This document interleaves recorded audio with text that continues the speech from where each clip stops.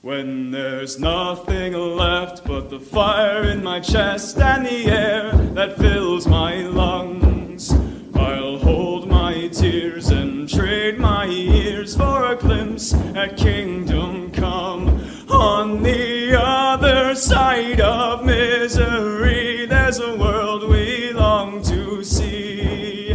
The strife we share will take us there to relief and sovereignty. Oh, by God, we'll have our home again. By God, we'll have our home. By blood or sweat, we'll get there yet. By God, we'll have our home. In our own towns, we're foreigners now. Our names are spat and cursed.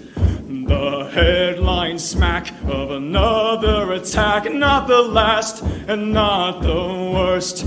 Oh, my fathers, they look down on me. I wonder what they feel to see their noble sons driven down beneath a coward's heel. Oh, my God, we'll have our home again. By God, we'll have our home. By blood or sweat, we'll get there yet. By God, we'll have our home. The road is dark, the way is lost. My eyes, they strain to see.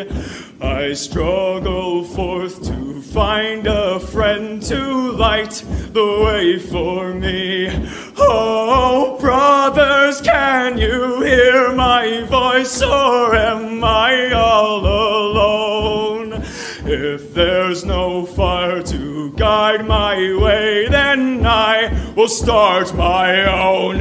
Oh, my God, we'll have our home again. By God, we'll have our home. By blood or sweat, we'll get there yet. By God, we'll have our home. Oh, by God, we'll have our home again. By God, we'll have our home. By blood or sweat, we'll get there yet. By God, we'll have our home.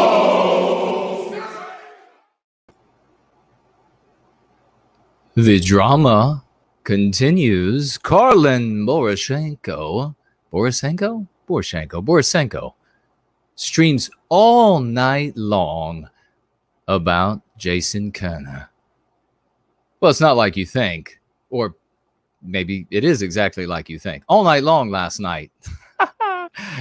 Antiwhiteism in family, friendships, and acquaintances. That's our lesson of the day, connected intimately to the drama that continues and our one and only Karlyn. White people must never have an identity Karlyn would approve. That's the MP of today. We'll talk about that and feed it to the paper shredder.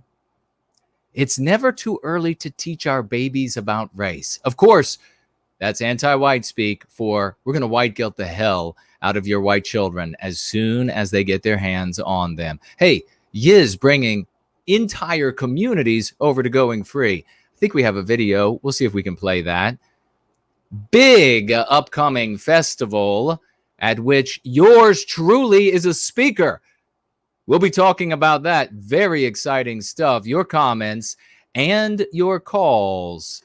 And for all those adult children who are watching with their parents or guardians, what did the buffalo say to his son as he left him for school?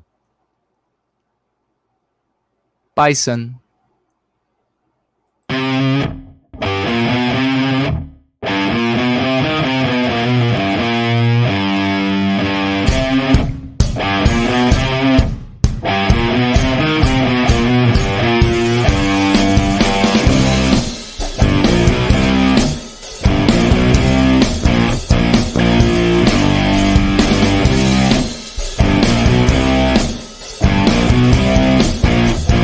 No And we are going free. A most warm and happy Father's Day to all of you today who are fathers or almost fathers, who plan to be fathers, whatever it might be. Happy Father's Day to you. And so glad that you could be with us today. It is a marvelous thing to be a father. And so we salute every single one of you out there who are rearing our sons and daughters of the West to become the most heroic and magnificent people that is humanly possible. Let me pop out the chat over here and make sure we bring it over to one of the numerous screens that I have around me, radiating me and giving me all kinds of cancer. Don't the anti-whites, whether they call themselves conservatives or Republicans or leftists or whatever they call themselves, don't they wish? Happy Father's Day. Happy Father's Day. And aren't those some lucky children? We should acknowledge that too. Those children who have fathers who are teaching them about going free and therefore inoculating them against anti-whiteism, that is a beautiful thing. They're going to be powerful children, the likes of which planet Earth has not seen in a very, very long time. We're very happy about that. If you would like to comment or ask some questions over the course of today's stream, you may do so over on Entropy. There is something that we call affectionately the Tall Kevin widget, and it's also the question widget. You can post there. They won't disappear. They'll stay unless you or I delete them. You may also financially gift over on Entropy at a cost of 15% to you. That 15% goes to the wonderful people who built and maintain that wonderful platform and their very young families. We salute them for their commitment to freedom of speech. You may also financially gift over on Cash App. Both of the URLs are in the description below. Finally, you can, and Cash App is free to you, by the way, you can financially gift with cryptocurrency. You can head right on over to nowhiteguilt.org, nowhiteguilt.org, and at the very top, you will see one of the tabs for financially gifting. When you click on that, you will see that there are 4 of the top 5 or something like this of cryptocurrency wallets that you can select for your gifting. And I do thank you for that. What is this? I see some. Do I have to click off of these things so I can see the screen? I guess so. And okay, looks like we have not received any anonymous financial gifts as of this week. So I wanted to make sure I check that. You can also, when you are on that same page on my website, you will find there a snail mail address at which you can write me. You can write me a letter. You can write me some hate mail, whatever you choose to do. I'm sure it wouldn't be hate mail. It's wonderful to be with you all on Father's Day and to be able to celebrate that. I hope you all are giving much love to your fathers, because in the rest of the world, certainly the Western world, the men in our lives are treated as replaceable, fungible, cogs in a machine. They go off to war and they can be killed and maimed and replaced, and they go off into industry and they can be killed and they can whittle their lives away, building the roads and the power grids and the dams and everything else that makes our lives livable, and we don't thank them. We don't appreciate them enough. In fact, all of Western civilization, because of anti-whiteism, has been besmirching them, slandering them, ignoring them, defaming them, psychologically abusing them.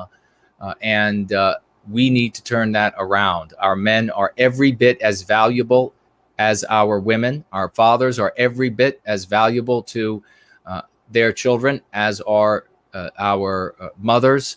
And we need to keep that in mind when we have days like Father's Day.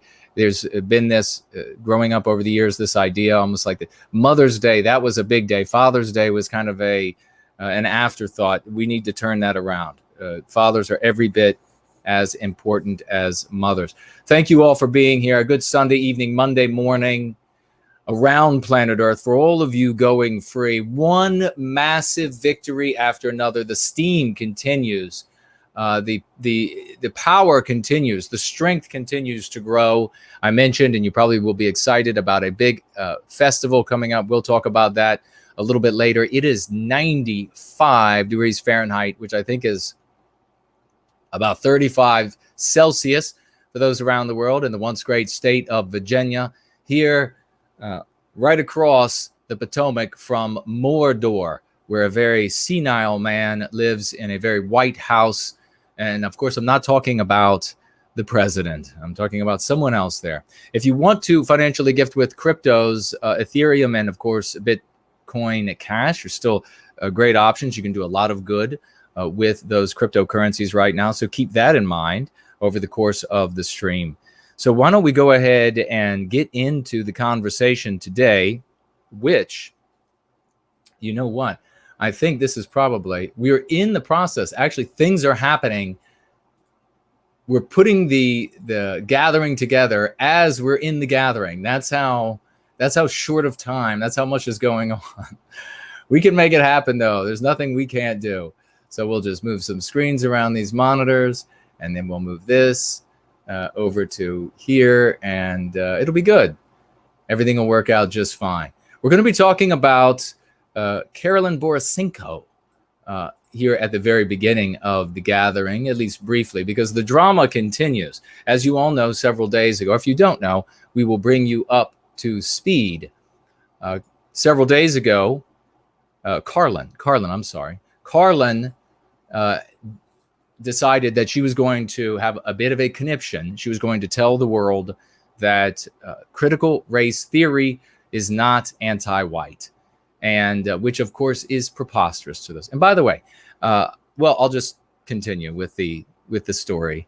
That she was going to tell the world that it wasn't anti-white. She shared with the world some things about herself that she really didn't want people to know. And that is that she is deathly afraid of white people who decide to defend themselves on the basis of that which they are being attacked. They're being attacked because they are white. And it's okay in Karlyn's mind when you defend. In fact, she did it in her video, defended non-white people on the basis of their race. And we think that non-white people should also be defended if they are attacked on the basis of their race. And that is why we have so many mature non-white people here who are serving white well-being with us. And together we are going to put an end to anti-whiteism, an absolute end to anti-whiteism, because it is destroying the world. In our circles, the non-white people who come forward to help us put an end to anti-whiteism, they're treated with respect and dignity, unlike what happens to them when they go over to the conservative sphere, the anti-whites who call themselves conservatives, where the anti-whites paternalistically pat them on the head and then throw them on the stage and applaud them as though they are 7-year-olds who finally did something good. And that's despicable. That's not how a human being should be treated. And that's why we are drawing to us the best, not only of Western kind, but also the best of all of the different non-white communities. Karlyn, however, she is an anti-white who calls herself a conservative or a fence rider or whatever she calls herself. I've had many people come to me and say, well, she says she's a conservative. She says this, that, whatever she is, okay? And she reveals, she attacks the low-hanging fruit on the anti-whites, even though she is an anti-white. As I say, she revealed that the attack is anti-white and that her big fear is that white people will notice this. So she tries vigorously to turn the discussion for white people into an abstraction. An abstractionist is what she is. It's all about the ideas, not about the people that are being harmed. If the idea gets changed, well, then that's the end of the world. But if the people are harmed, in this case, the white race, well, then that's fine. She was very happy to come to the defense of Black children, of Hispanic children, of Asian people. But the idea of coming to the defense of white people, she found most objectionable. In fact, she said that this is white supremacy when white people defend their children, when they defend their history, when they defend their culture, when they defend our ways, our future, our civilization.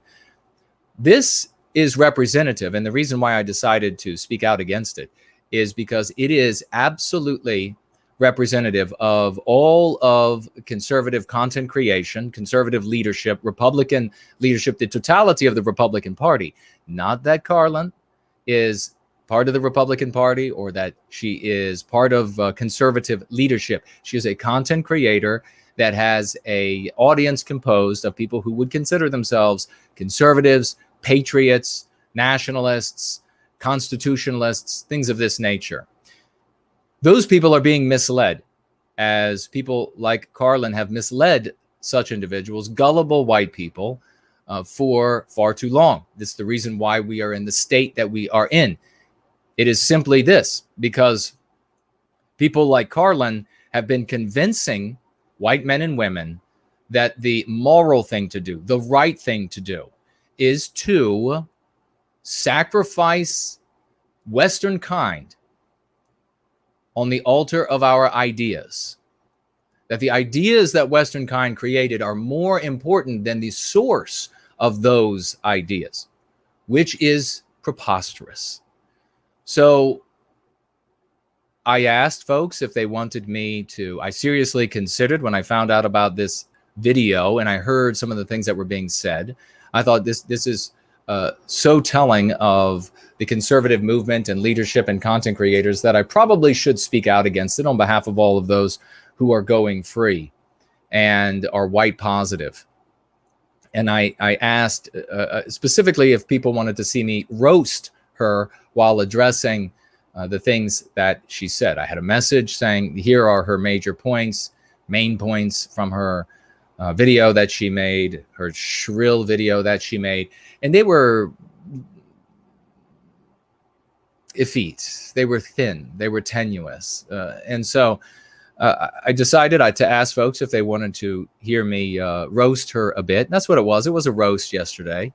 And so I decided to go on and roast her and have a little bit of fun day before. And she didn't take it well. She and her community did not take it well. And they ended up, she ended up streaming for, what was it, 3 hours, 4 hours, whatever it was.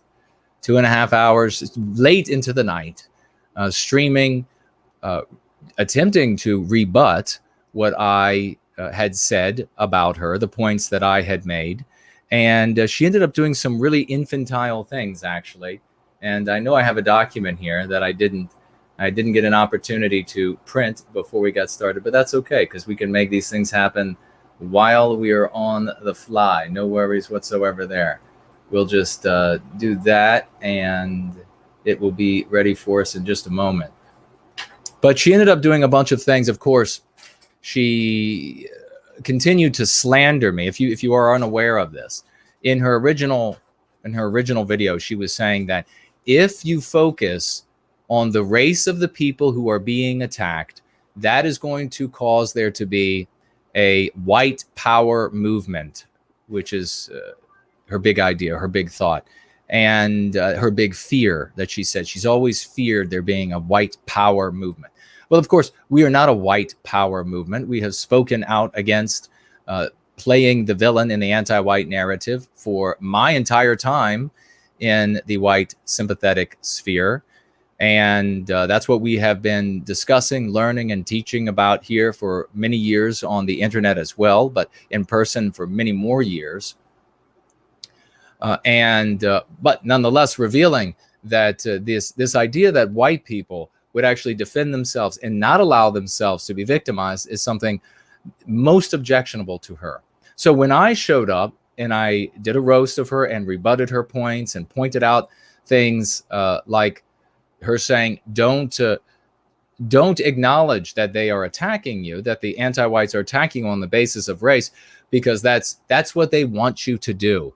As though the moment anyone says anything about that in disagreement with anti-whiteism, they don't already socially lynch you. They don't already haul you before the anti-white tribunals for saying anything that merely undermines or gets in the way, troubles the least bit the anti-white narrative, anti-whiteism, and the ability of anti-whites to inflict injury on Western kind and Western civilization.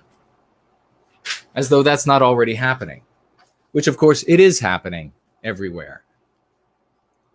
They don't want you to be the villain in their story. What they want is to white erase you. What they want is for you to feel white guilt. What they want is for you to lower your guard, to lower your defenses so that they can victimize you. If you can't even name what your victimizer is doing, and the fact that your victimizer is victimizing you on the basis of something you cannot escape, the way that you were born, your biospirit as a member of Western kind. If you don't acknowledge that, you can never come to the truth. You have to call things by their proper names. And conservatives, Republicans, have refused to call things by their proper names. And as a consequence, we have arrived where we are today. Now, I'm not roasting Karlyn today, so I won't be saying a bunch of jokes about this very, very lovely woman. But I will say that I guess it was about a 3-hour video. I think she wrapped up at I was sort of 3 a.m. last night, 3 a.m. her time, and so that tells you that she was streaming about yours truly all night long. I don't doubt that. I don't doubt that. I do have a couple of notes. I do have a couple of segments of her video, and I will show just a very brief, I think it might even be just 3 minutes worth. But this conservative content producer, champion of free speech, Karlyn Borysenko, called on mainstream media, the anti-whites, mainstream media, to investigate me and to write articles about me and to get me kicked off of social media. She questioned, why is this guy even referring to me as a leader of a white power movement and a white supremacist and all of these anti-white slurs? Remember, this is the way all conservatives think, talk, act, believe, who are in content creation, who are in leadership, who are in the Republican Party. They hate you, Western kind. They hate you. They want it to be absolutely about abstraction. They don't mind if you're biologically white erased. They don't mind if Western civilization is absolutely remade to suit anti-whites. They don't mind. They just want the wealth. They just want the aggrandizement. They just want the fame. And for a great many of them, as you can see with Karlyn, the last thing they want, their biggest fear, is that white people will defend themselves. So really, what is motivating Karlyn?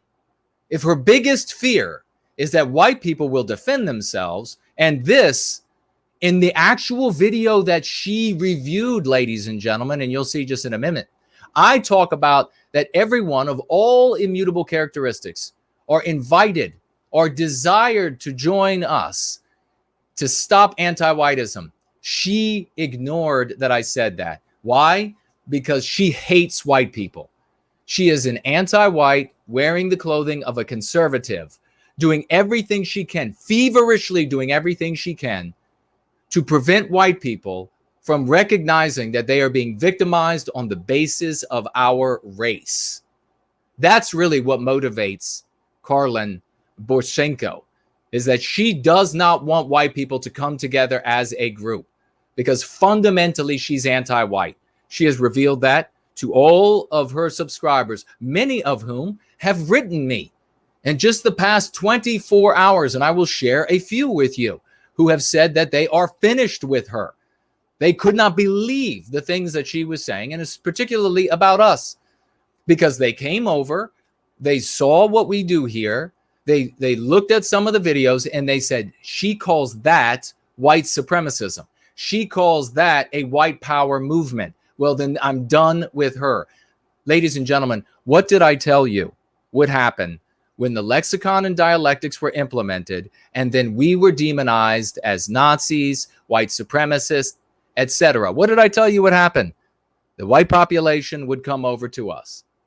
Our brothers and sisters would come over to us. This is working exactly as I planned it to work. And if that doesn't taste like the sweetest victory, if that doesn't smell like a bed of white roses, then your senses are off. You might have COVID-19. So she called this advocate, and here you have another abstractionist idea. Remember, the conservatives like Gad Saad, and we'll talk about him a little later too, and what happened with my review once again on Amazon. They act as though the ideas, the abstractions are all that matters in the world is when it comes to white people being victimized. However, when non-white people are victimized, they are most eager to march out in front and blow the loudest trumpet about how we have to, as white people, we have to give more, we have to do more, we have to be more deferential. We have to bend over backwards to defend this non-white group or that non-white group from the anti-whites who call themselves leftists. You have two groups, folks, of anti-whites. One side in this false paradigm, one side calls themselves leftist, woke brigade, Marxists, etc. The other side calls themselves conservatives, Republicans, patriots, or whatever it is on that side. It's two groups of anti-whites. You need to get out of that narrative or you will never come to the truth. You will never be able to be a hero in that story, only a hero in our story.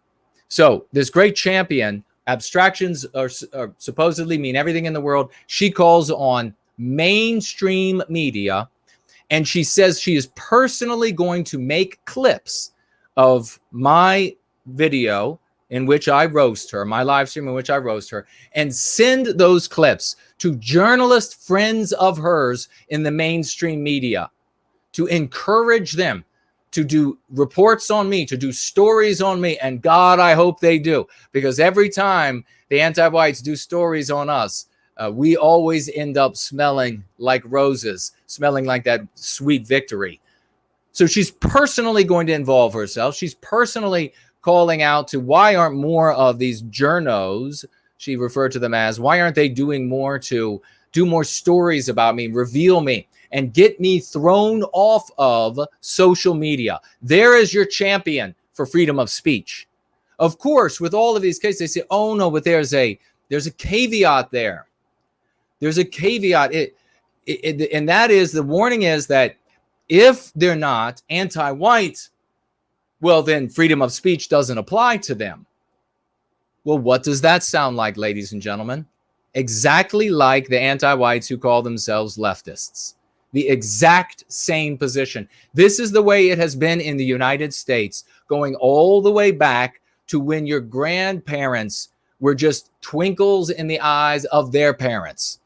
That's the way it's been. That's been the defense of Western kind and Western civilization. That is why we are in the state that we are in today, because they weren't listening to folks like me, looking too healthy, looking too virile, looking too vigorous, being too athletic, getting too high scores at school, acing everything and every job he's ever done. Don't listen to him.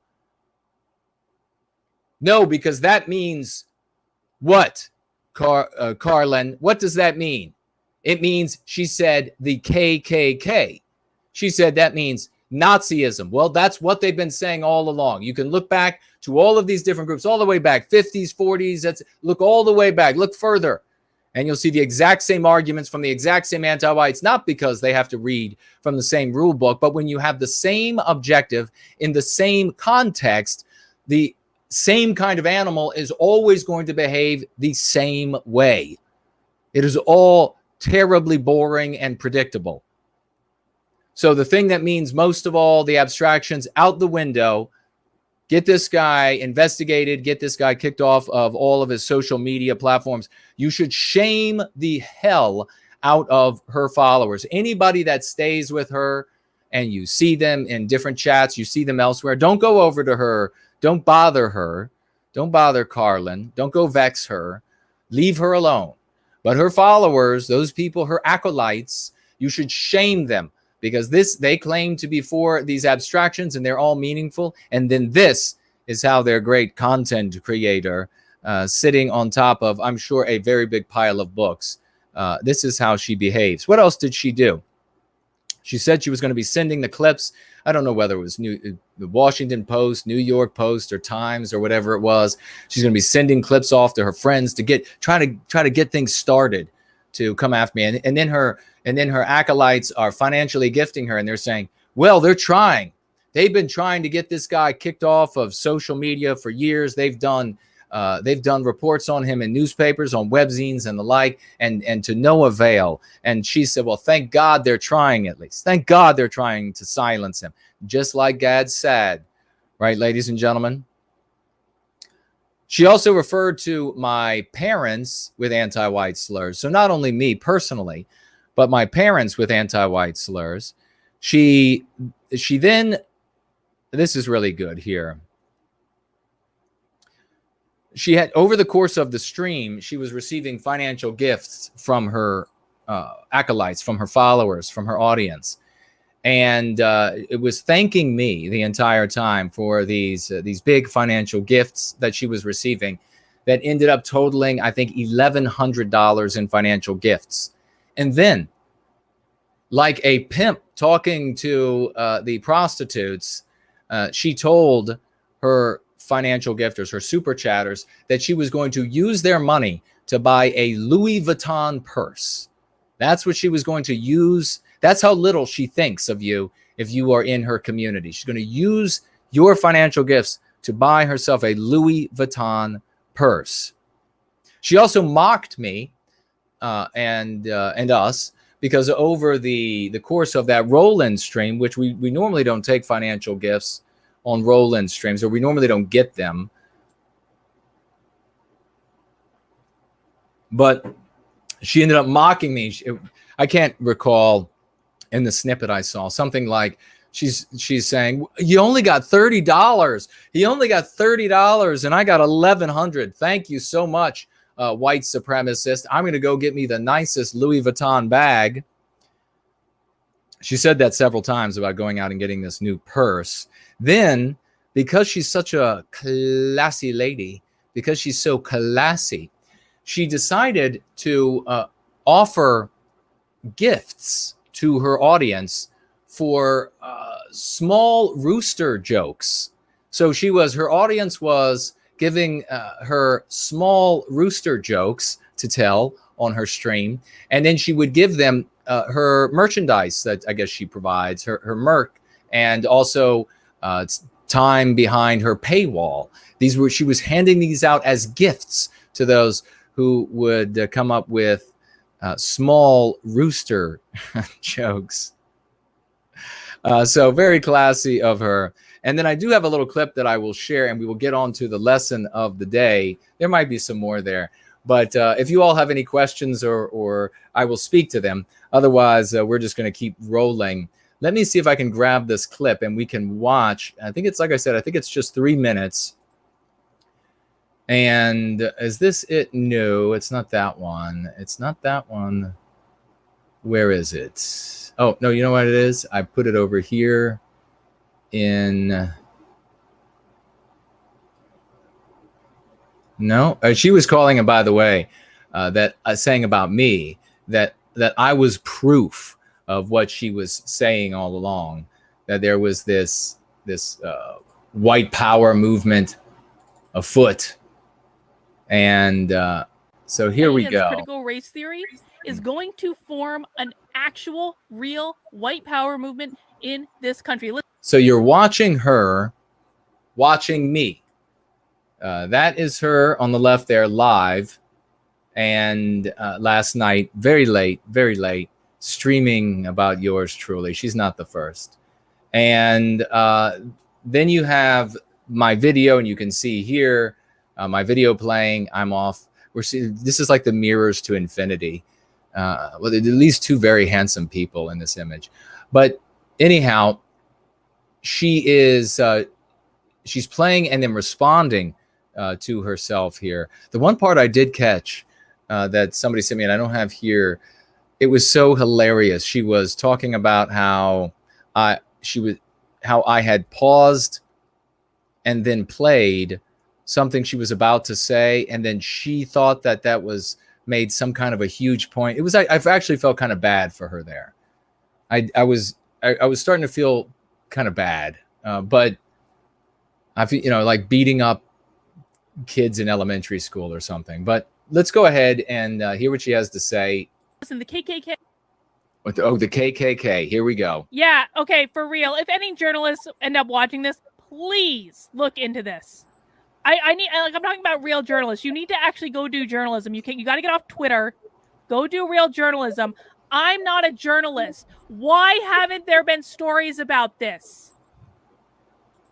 Yeah. Why not just break all of your ostensible sacred cows like freedom of speech and censor someone into oblivion, Karlyn? What a champ.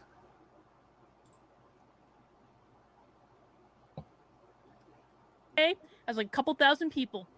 There is not a real white power movement in this country, but there will be. Did you notice how he just, like I said, there's not a real white power movement in this country, and he paused it and then he unpaused it? Did you guys catch that? Maybe I just caught it because I'm on the headphones, but I could hear it. I said there is not a white power movement in this country. He paused it and he quickly unpaused it. Okay, so there you. Oh, that's bad. I feel bad. That's sad. She thought she really had a great point there. He paused it. He unpaused it. Did you just hear that? It's a dead giveaway for a white power movement. And then I start talking because it's paused. Gosh. All right, let's keep rolling. And then one of her, I don't know if it's in this clip or not, one of her brilliant acolytes made the same point, financially gifted with it.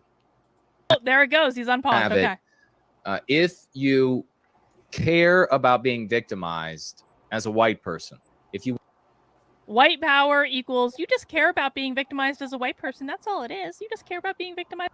Yeah, we care about being victimized because we're white. Yes, that's true. And why is it that you don't care? You know what Karlyn wouldn't do is if I were black, or if I were Asian, or if I were Hispanic, if I were any non-white race, and I said, hey, I'm sick and tired of my people being victimized, do you think Karlyn would be making this face and mocking me? You just care because you're black. You just care because you're black. How sickening. This is a white person. I want to put an end to the victimization of us and our people. Of us and our people. Again, would she say that? Would she ridicule that? Would she mock that? If I were black, if I were Hispanic, if I were any other race of people, would she be ridiculing it and mocking it? I'm really speaking to Karlyn's audience because why not sub to me and get healthy? Why not try out the practice of going free? Try out the streams that we have here and see if you don't have a clearer picture of the world, that you begin to understand things a little better. You begin to feel better. You find out exactly what we're all about. Instead of this. This is so anti-white, so despicable. You damn well know she wouldn't be mocking any non-white person for saying me and my people. It's so like CRT, isn't it? Because I'm pretty goddamn white. I'm very white. So you would think that he would consider me our people as well because I have white skin, but I'm disagreeing with him and calling him out on the internet and making money off of him. And so I'm the enemy, just like No, you are the enemy because you're anti-white. First of all, race has nothing to do with skin. Race is not skin deep. Race goes all the way down to instinct. It's the biospirit of different peoples. And okay, so you're white. So what? You are anti-white, which makes you a victimizer of my people. I don't care what race you are. If you are white, if you're non-white, all that matters is if you are anti-white. I also don't care, we don't care as a community, if you are white or non-white and you decide, hey, we want to just be neutral, don't want to have anything to do with this, just want to live our lives and let Rome burn or let Rome build. It doesn't matter to us, so be it. And we welcome everyone, irrespective, and you're going to hear this in just a moment. Look very closely at her face, folks. Irrespective of your immutable characteristics, as I've been saying for decades, we welcome you. We want you to come over and help us put an end to anti-whiteism because it's destroying your world too, and many good non-white people. And we even have testimonial of it to share today, have done so because they can see that indeed, if the United States, if the UK, if Germany, if they don't remain Western, then it's not going to be a good place for them. And how can they be Western? You cannot have a forest without trees. You cannot have the West without Western kind. There are plenty of good non-white people who have lived in our countries, who have served admirably, and we are happy to have them here. But we cannot become countries that are dominated by other races of man, because those environments will then reflect the environment that those people left. Because culture is the projection of biospirit in its aggregate. RT. If you want to create a world in which your white children are... By the way, I want to also mention, because she went on, I really got to mention this. I don't have it in this clip. I don't think it is.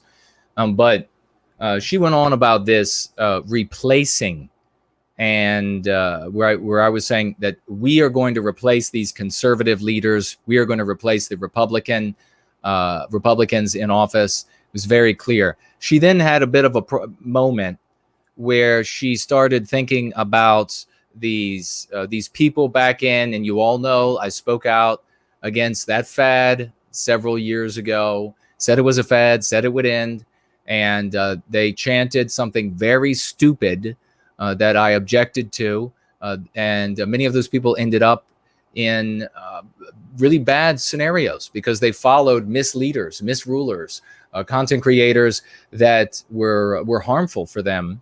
And they said that they were not going to be replaced. And then Karlyn, either she had a moment where, you know, it was late and she was thinking about yours truly. So you really can't blame her that she's getting a little, you know, little loopy in the head. I get it. I've seen it before. But having said that, she did switch it around and claimed that it was something like replacing a certain group of people other than the conservative leadership and the Republicans in office. I made it very clear in that video, and everyone can see for themselves. So when she has to resort, as she's doing, and I've seen all the time, we see very often with the anti-nationalists, they resort to lying about me, straw manning as best as they can in order to try to make a point. Because I just, you know, quite frankly, I beat their donkeys. I beat their donkeys like a, I guess, could I say that on the family show? I don't know if I can. I got to put the banner across the bottom of the screen so that I keep seeing that it's a family show. Beat them like a rented mule.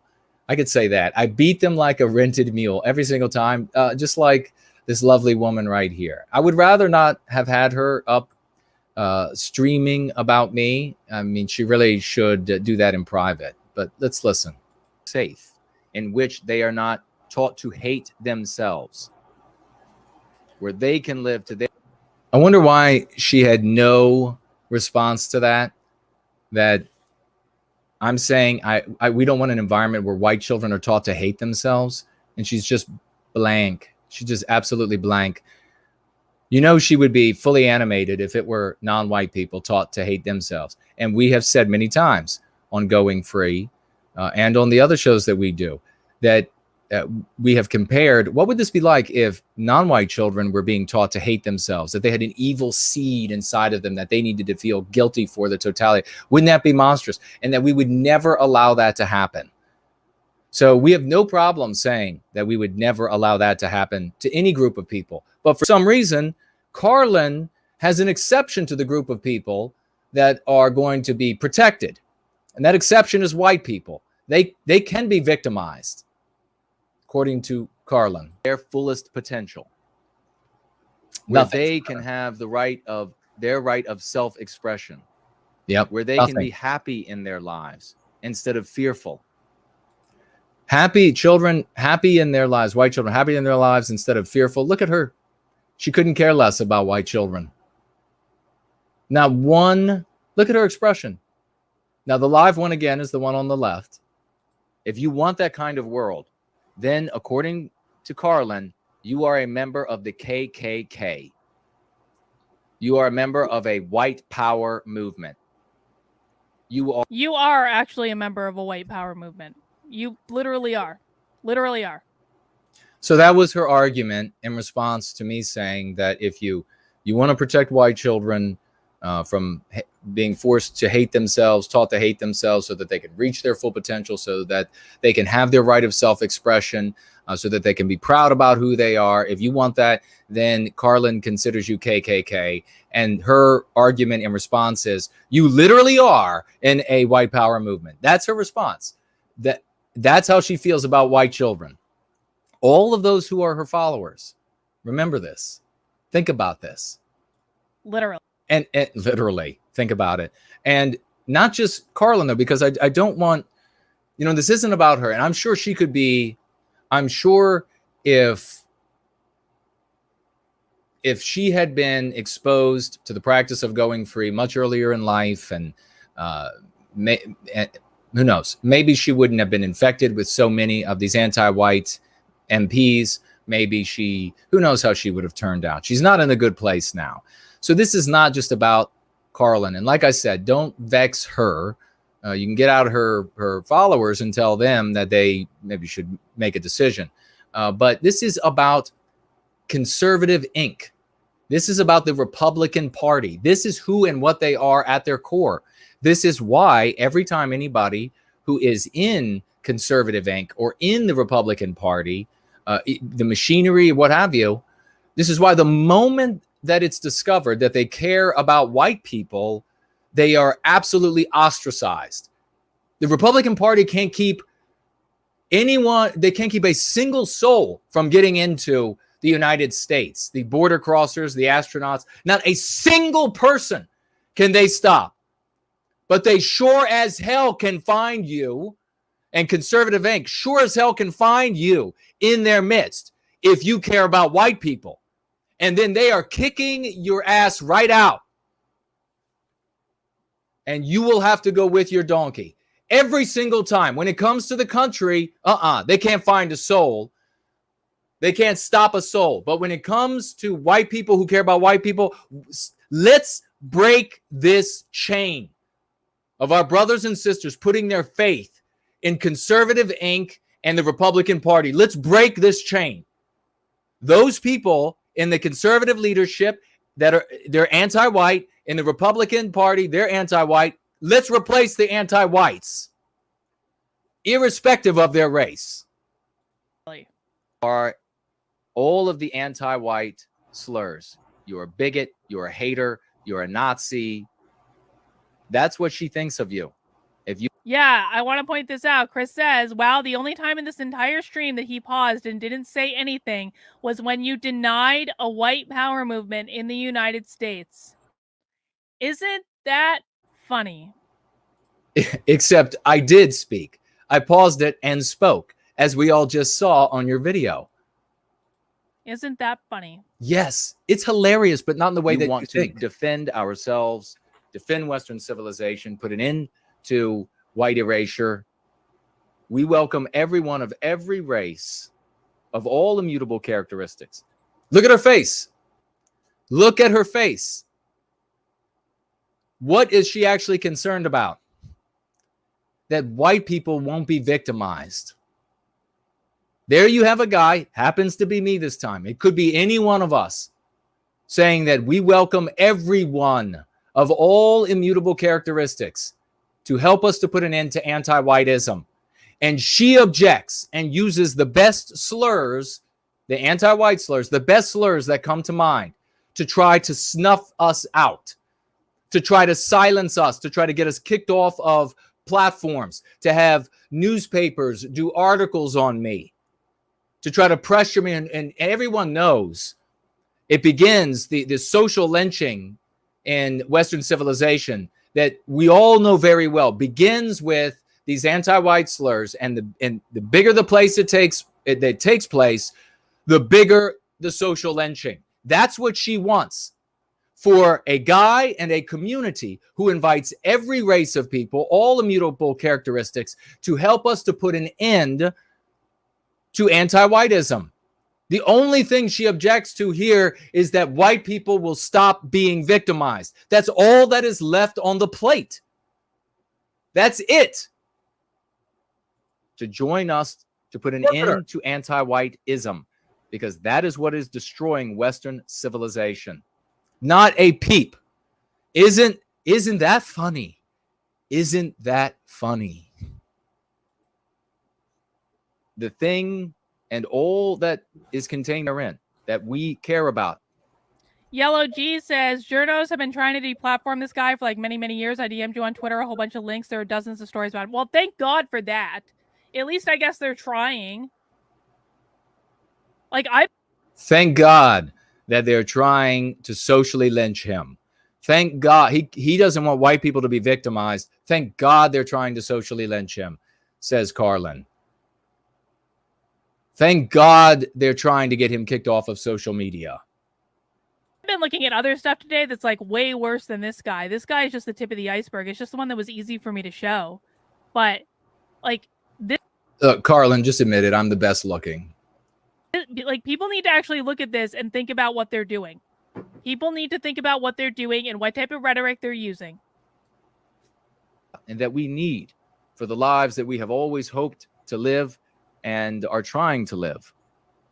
But according to Karlyn, for non-white people to be joining us in the look at this. For non-white people to be joining, she's just like, I'll just ignore that. I'm just going to ignore that. Just blinkers on. Put the blinkers on. Instead, I'm going to talk to the audience and pretend like I don't hear him saying things about non-white people. You know damn well and good that if I were saying something, which I wouldn't be, negative about a non-white person on the basis of their immutable characteristic, oh, she would definitely not be ignoring that. Hearing non-white is getting her 100% attention. She is ignoring me because this whole allowing and welcoming and wanting non-white people to join us to stop anti-whiteism, that's something that she's not going to be able to speak to in her effort to demonize me to prevent white people from being victimized. Little Joe Little, not sure if you're still doing small jokes, but I think we're where you are. Yes, of course. His manhood is so small it can only be made to look larger by comparing it to the size of his intellect. Oh my God, Joe. That's a good small joke, Joe. You DM me on Twitter or send me an email, and I'll hook you up with a locals pass for some months on 3 months of my community. As she stutters over herself, apparently she started this big giveaway at the beginning of the stream, and she told people, "Hey, if you come up with some, let's really get this guy good. We're really going to get him." Struggle against anti-whiteism, to put an end to anti-whiteism, makes those non-white people KKK members as well. What does that sound like to you? Anything to say, Karlyn? Doesn't that sound exactly like the anti-whites who call themselves woke speak? Doesn't that sound exactly like the anti-whites who call themselves liberals speak? What's the difference? This is why we don't live inside the anti-white narrative, and we do not use their artificial spectrum. It's tough. I have to admit, it's really tough to do a battle of wits with an unarmed Karlyn. Which is exactly what the left wants. Exactly what they want. That's what they want. Yeah, I knew he was going to like that part.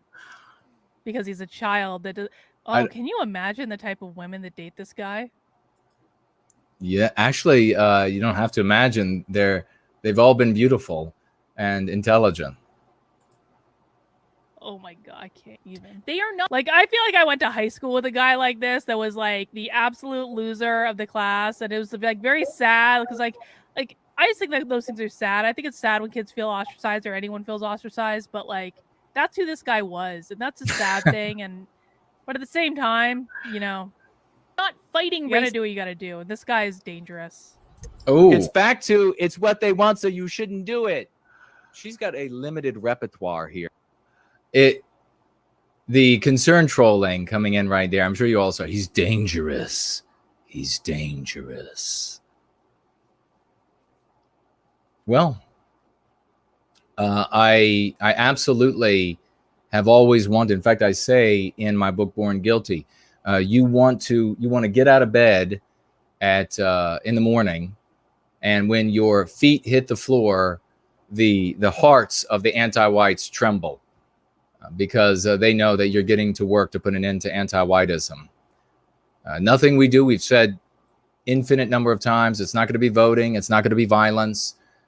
We don't want any violence. We don't want, we aver that every act of violence always works to our detriment, because the anti-whites just use it to justify for the masses the illegal steps that they take against us, where they dilate the law, where etc. They give people carte blanche to attack our homes, to attack our bodies.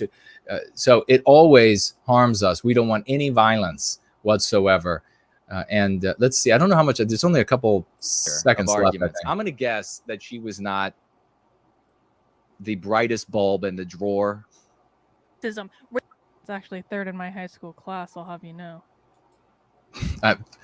Of a class of 3. Racism is their god. Growing if up. they defeat third in my class, and I barely showed up to school or did homework. They ever second highest SAT score in my class. Defeated.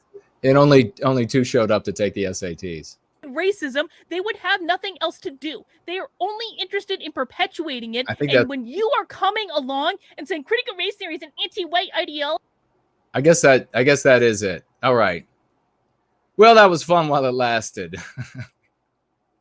We found out a little bit more. Looks like we've gone. It's almost, the first hour is almost up. We're going to go ahead and do this now, because it's important to connect the lesson of today to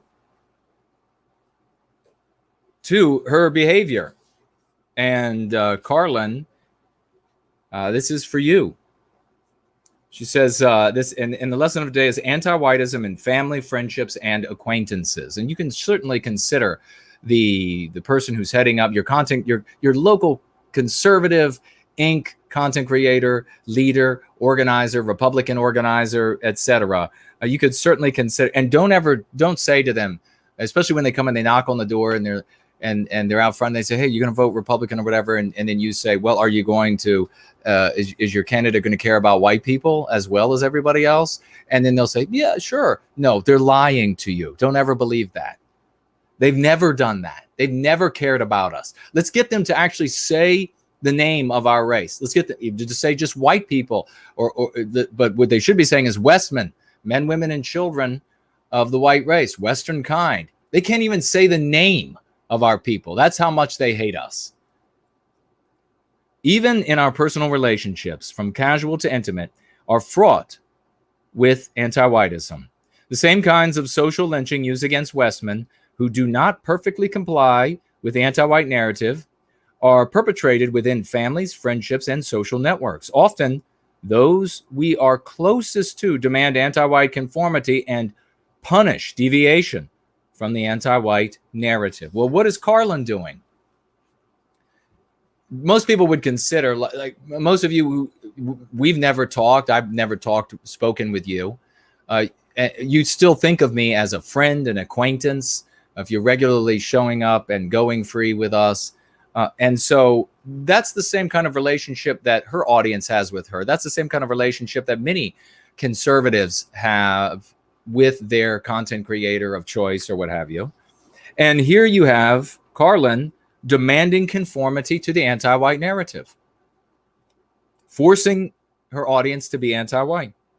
Often those we are closest with demand anti-white conformity and punish deviation. Likewise, many of our personal relationships and social networks require anti-white villainy signaling as a form of social payment. Well, we saw Karlyn villainy signaling when she was very willing to talk about the victimization of Black children, Hispanic children, and Asian people, while simultaneously saying that to talk about the victimization of white people meant Nazism. Even our most intimate and meaningful relationships are severed by whites who are so infected with MPs that they would rather destroy such relationships, marriages, families with children, then deviate from anti-whiteism.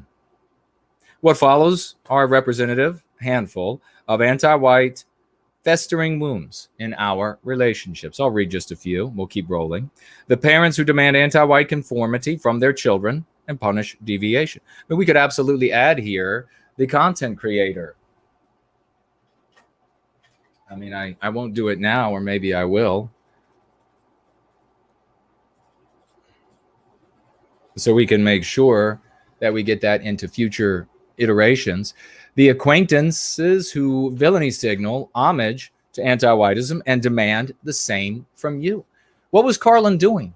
Wasn't she saying, you're going to look at CRT this way, critical race theory this way, and if you don't, you're gone. You're severed. You absolutely cannot care about white people. That is anti-whiteism. Abstractionism is anti-whiteism. Anything, if you haven't figured it out yet, anything that ends in an anti-white conclusion is anti-whiteism. So Karlyn, when she's saying you absolutely have to be just an abstractionist on this, and you have to villainy signal as though you were an anti-white who called yourself a leftist or a woke or whatever it might be, you have to villainy signal what they would villainy signal, what they would say. She is demonstrating that she is as anti-white as anyone else who would say that they are on the left. The girlfriend or boyfriend who blames and shames for deviation from anti-whiteism.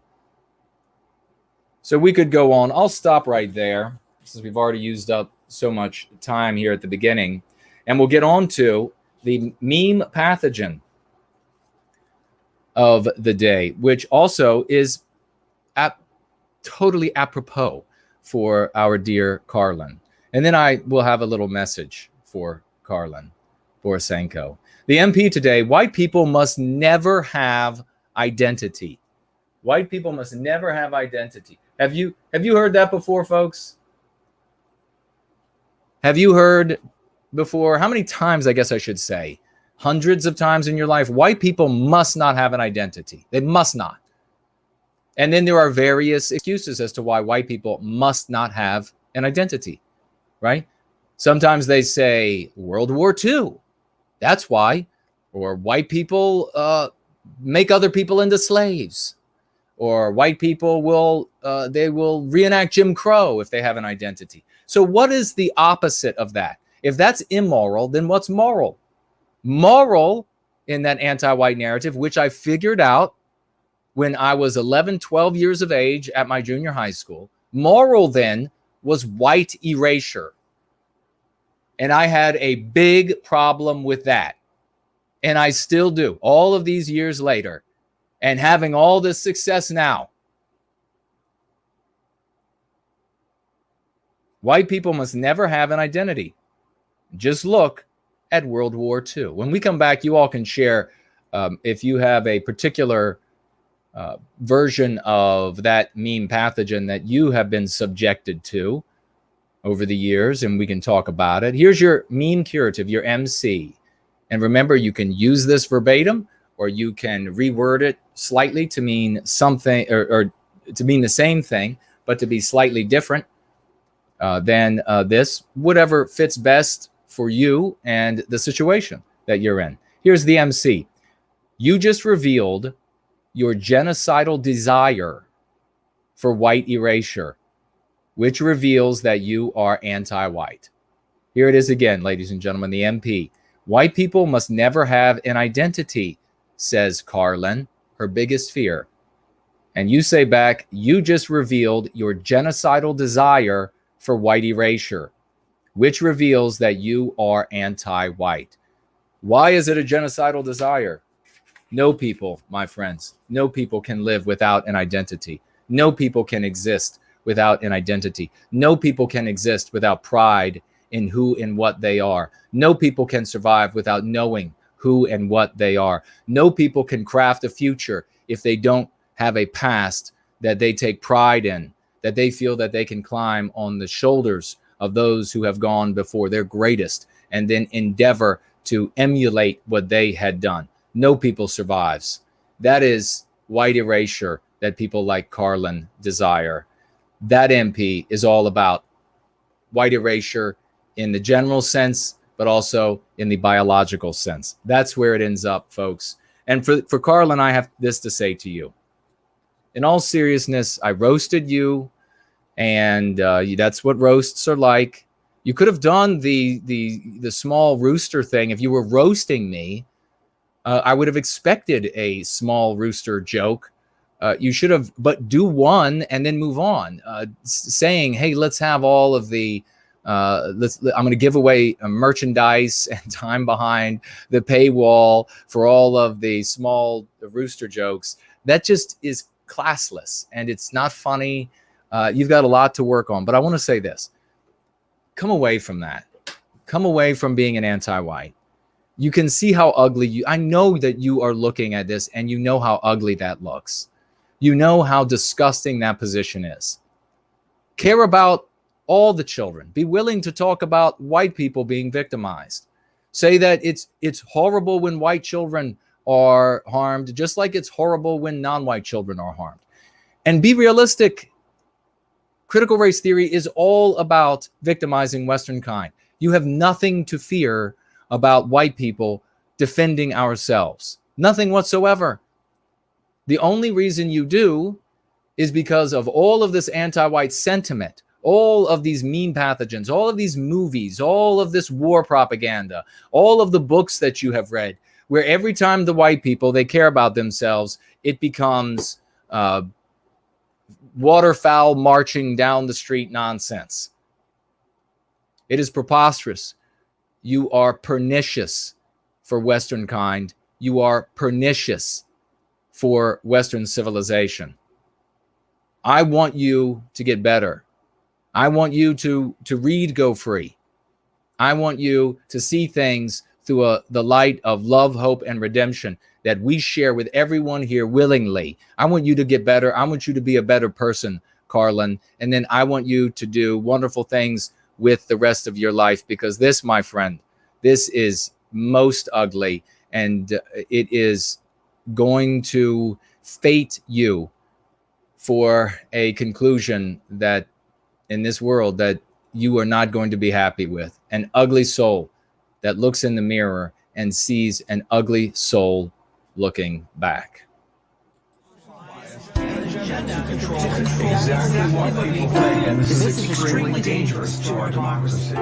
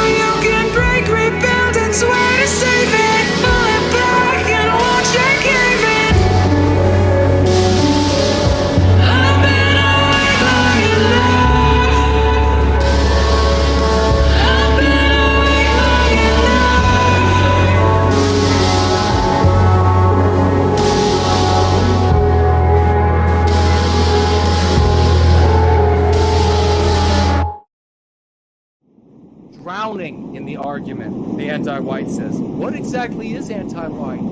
You have got to be animated with the righteous passion of reclaiming our destiny. We are the heroes of this era.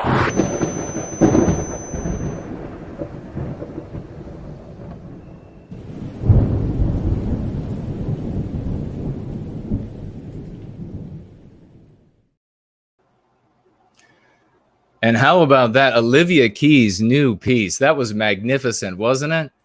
What a talent. What a talent.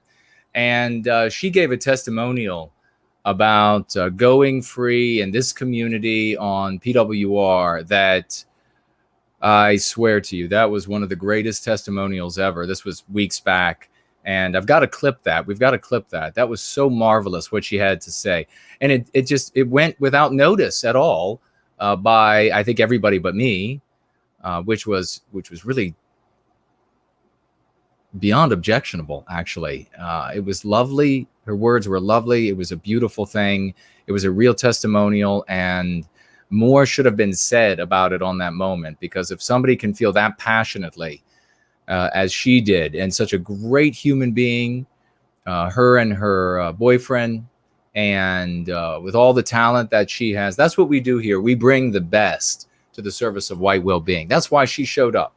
That's why the message here spoke to her, because she's one of the best. And so God bless her. Thank you so much. And we do have so many of the best. They're showing up at the AP class, ladies and gentlemen, as is always the case. So many victories. I can tell you this. To begin to, now we are moving well into the tipping point with the use of anti-white and anti-whiteism, and we're attacking on Western kind and Westman and the rest of the lexicon and dialectics following right in a train-like fashion into the popular locution of the population, radically changing the world. The world. That's not an understatement. No hyperbole. The world. Radically changing the world with this. And to be able then to take on this Leviathan, this walking dead corpse of a Leviathan of the Republican Party and Conservative Inc., to be able to take that on and take that down is a beautiful thing. It has to happen. It will happen. We are the ones who are going to, with our words, we are the ones who are going to take down those faux leadership of Conservative Inc. and the Republican Party. Let me grab this. And right before page 1 in Go Free, you will read, in the words of Cicero and the vow of Hamlet, the safety of the people shall be the highest law. I will speak daggers, but use none. You have to keep that in your heart.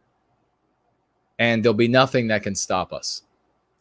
If you realize that you're not going to be able to use fists, or you're not going to be able to use violence, then your recourse is what actually ends up working and what we make available here. One of the things I just want to tack on before I begin saying hello to everybody who is here, all of the great champions who are here, is this knee-jerk reaction that I saw with some. And remember, just like the priest who goes to the sinner and is preaching salvation, we go to everyone, even the wayward, and we preach redemption. And by wayward, we're talking about those who have regrettably taken on villainy roles inside the anti-white narrative and villainy approaches. And so I saw among some of these people a villainy approach when it came to this woman, Karlyn. And they wanted to immediately say, well, she's and then name another race of mankind. That is totally irrelevant. Her race is totally irrelevant. And if you continue to think that it's relevant, then you continue to be wrong. And you also are going to continue to be ineffective, because in this antique nationalist spheres and in their way of thinking, identifying the people of a particular race is the end of your activism. That's all there is to it. These people, they say, well, what's going on? What's happening now? Let's dig into it. And they immediately jump to the early life section. And it's the most useless thing you can possibly do with your time. All that matters is whether or not the person is anti-white. You say, well, there's an anti-white. Now what do I have to do to overcome and to reclaim the destiny of Western kind? What do the ant-nats do? They say, well, is this person of a particular race? Let me do some digging. Yep, that's it. There's another one of a particular race. And that's it. Then they're done. That's their activism. I've witnessed it for 2 decades. Don't tell me it's anything more than that.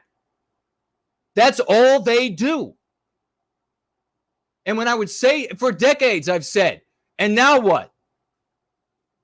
And now what? And then we had somebody, what was it, last week, who said on the thread, well, once you tell the world, everybody in the world, about that this particular race of people runs BlackRock or what have you, well, then what? First of all, you mean tell everybody on planet Earth, just like, or maybe not like, everybody in Congress in the United States already knows?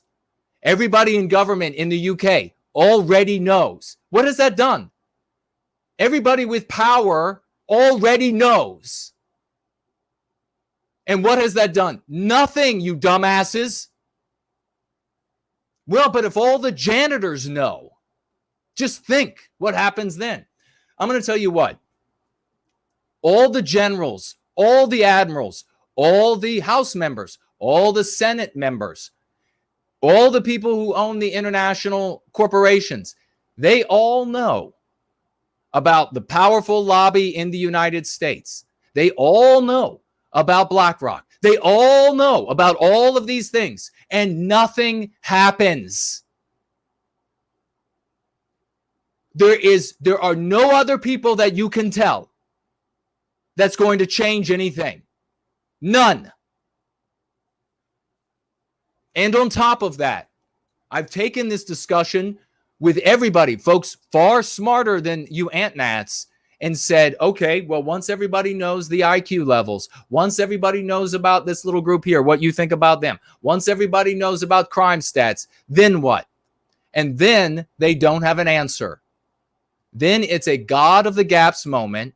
I've had decades of these conversations, a God of the gaps moment. None of them knows what happens next. It's just magic. Magic happens. Well, I'm afraid a hope for magic is not a plan. And it's too damn bad that somebody didn't come along before us and start saying, hey, look, let's just get rid of all of this childish stuff, and we're going to actually get down to the brass tacks of recapturing our destiny. Let's just get rid of this stuff that's just clubhouse garbage, and let's get down to making it happen. Let's get down to making a change. It's too damn bad, because now we are where we are. But I'm going to tell you this. On this lovely Father's Day, all of you fathers out there, I want you to look out those pictures of your babies, however old they are. What world do you want them to live in? Are you going to continue down one of these paths where the substance of your activity for our people is to identify that a particular race of person was somewhere in the leadership? You know where your children will end up. You know the world will just be much worse for them in the future, as it's worse for us than it was for our parents, and worse for them than it was for their parents. You're going to be one of these people that say, well, we got to get all the data out there about what this writer said from the 18th century, or that writer from the 19th century, or this writer from the 20th century. Once that's out there and we get that into everybody's head, then magic. You know damn well and good that you will be bequeathing to them a hell on earth. Be a man for once. And if you need some spine, I got plenty to go around. Having said that, let's go ahead and say hello to the champions that are here. And then we're going to get on to this story. It's never too early to teach our babies about race, the anti-white says. Lovely photograph on the very top of this article on Healthline. It's more like poison your health line. The lovely picture. I wonder why they always put a beautiful white little girl, blonde hair, with a non-white little boy. Why? Could there be something behind that, you think? I mean, for the whole of our lives, right? For the whole of our lives. Seems a bit odd. Seems like it's kind of more than a coincidence, doesn't it? Once again, beautiful little blonde-haired little white girl right beside a wonderful, I'm sure it's a wonderful little boy, non-white boy, but kind of odd that they're always pushing that, isn't it? Kind of odd. I wonder why they couldn't get a wonderful little white boy to sit beside her. Or how about two non-white children? Oh, that's right. They're talking about white guilting white children. That's why you had to have the victimizer pictured, who will be counted on to be white guilted and to get on her back for the victim. I understand now. Well done. Sarah Ezrin. All right, let's see. Lapis is here. Great to see you. Did I just shut myself off? Am I throwing electricity? No. Good. Ian is here. Great to see you, brother. Euphemia. Great to see you. Speeder is here. Sterling Prize. Isabel, hello and welcome. 3B. Welcome to you. Sebastian. Lunder from down under. Great to see you. What do we say, folks? What do we say when we see the anti-whites pushing biological white erasure? We say that. Biological white erasure. Look what they're pushing. Yet again. I would much rather have, if you're going to have these advertisements where you're going to be discriminating against the majority population, you would have to. I mean, everywhere I look, every single place I look, and black people, this is wonderful for the black people who are getting all the work, but horrible for my people who are being discriminated against in the process. But you have 60+% of the population of the United States, white people, and you have 5.5% of the population are black males, and they're everywhere. They're everywhere on television and advertisements. They're everywhere. So good for them, not good for all of my brothers and sisters who would have had those jobs if they hadn't have been white. But I would much rather have the little black boy with a little black girl. I would much rather have that. Let's see. Lady Miss Coppertone. Hey, hey, hey to you too. Coconut, the sweet coconut. One of our very best. Reptile is with us. So is First Last. Great to see you, dear brother. Art Acrobats, another great. Raymond Van Buskirk. Timmy and Kenneth. Wonderful folks are here. Budgie Burger, hello to you. Welcome. Ursa Major, welcome, welcome. Wonderful to see you. The great Masumi Rabbit says, and as if that wasn't enough, the Ant-Nats actually know it doesn't work.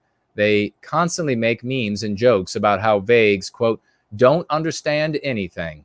Isn't that something, folks? Masumi Rabbit shared with us a magnificent testimonial about what going free has done for him. Absolutely over the moon. And here he's talking about the Ant-Nats, even talking amongst themselves. They know that their approach doesn't work. Of course it doesn't work. The great Yiz the Eunuch, the champion, is with us. Yiz, I did not get a chance to see if you emailed me back. Am I allowed to show everyone the video that you sent to me? Nordic Warrior is with us. So's Jay Link. James Smith. No Guilt, Only Pride. Welcome, welcome. Greek American. Frank is with us. Soren, hello, welcome. My Trail is here. Elronder. Let's see, who else do we have here? Howard Long is here. Welcome to you. Great to see you. Jeffrey is with us. Nothing but champions, nothing but activists show up here. Wonderful to see you. Folks who want to get out there, they want to improve their lives, they want to improve the lives of their family, their friends, their community, so that we can recapture our destiny within ourselves, within our families. That's where it starts, folks. TJ is here. Great to see you. Hey, the great Eminent Rain is with us. Wonderful to see you, good brother. And he is saying here, Köhne is German. It is German. Perhaps somebody was asking. Greek American says, nice bracelet, brother. Well, thank you very much for that. I think that's the first time anybody noticed. The great Elaine Sabatino, one of our absolute best. Elaine Sabatino, making waves all the way around planet Earth. Jim, the great Slotz is here, showing the fire. Wonderful, brother. Wonderful to see you. Heidi, hello, dear lady. I knew I heard a harp playing somewhere in the background. Everywhere she goes, the harp plays and the flowers bloom. Great to see you, sister. Heidi and Ray, wonderful people. Naderific, gosh, you can't say enough about Naderific. Naderific and Nathaniel and the entire outreach team, champions, really changing the world, Be Vokish is here. And if you want to change the world with them, we need to get their email address in the live chat so that folks can participate in the outreach. Remember, the outreach, these groups, folks, are 100% going free. So there's no ant-nat nitwittery, no villainy of any type is permitted, not even a shred. It's not another name. Going free is a practice. It's not another group that you can just say, well, now I'm part of this group, but I think these same idiotic things. No, it's not how it works. Truth Seeker, Based Moon. Based Moon. Welcome to you, Based Moon. Southern Bloom, great to see you, dear lady. Welcome to the gathering. Morpheus is with us. Seven Sons. Hello and welcome. So many champions. Brand Danger, the great Brand Danger is with a School of the West. And I just saw your message to me. So you have an email to me. I'll be checking that out first chance. Folks, though, I got to tell you, things are getting really exciting. I mean, really exciting. I'm going to be talking to you about this festival coming up that I'll be speaking at. And I don't know if you would call me, I don't know if it's a keynote speaker, but I am the speaker for the future. And so I could not be more honored by that role. We'll talk about that. I am on the road when we are done here today. On the road. I'm traveling, going to be visiting with potential investors and talking about the organizational entity. And all of that stuff is continuing afoot, ladies and gentlemen. So on the road, making it happen for White Wellbeing. There is no end. Very exciting, very busy, very busy times for yours truly, but that I do it with a light heart, especially when I think about all of our ancestors that have had to struggle through much worse. But maybe I'll do some streaming while on the road. So just know that. Get excited about. You're wondering, well, what's going on? Is this like we're having these great successes out front? We're doing these magnificent things, taking on and taking down the conservative Inc. and Republican party, with revealing what they really are, that they're really anti-white, getting the lexicon into the mouths of everyone across society. Huge victory. I mean, it is so big. You'll be able to say you were there. And you know what? Lovely Porch said it best. I wish that guy is absolutely brilliant. Lovely Porch said, be an early adopter. You don't have to hate on Jason. You don't have to hate on the whole community, because what we're doing is the thing that's ending up working. There are hundreds of millions of people that haven't adopted it yet. If you adopt now, if you adopt the lexicon and dialectics now, you will be able to say and brag to all of your family and friends and descendants that you were one of the first. But make no mistake, not only do we have all of these colossal victories that some don't have the eyes to see, that's fine. When everyone looks back in the rearview mirror, they'll know for sure what size this victory was. Even though we're having all of that, there is still a lot going on in the background for the OE, and so very exciting things are taking place. We're still in phase 2 of the OE and moving swiftly.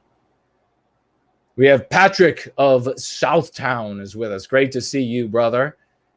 And Bros and Zook and Fit and Healthy at Any Age. Azimuth Clark is with us. The great Fornelius is with us. Good Mother, hello to you and welcome. Good Mother says that she saw the Karlyn stream, and a Good Mother's opinion is that Karlyn is, quote, absolutely insane. I hope she's not absolutely. I hope she can come around. Will is here. First Last says, don't forget my trilogy. Which one?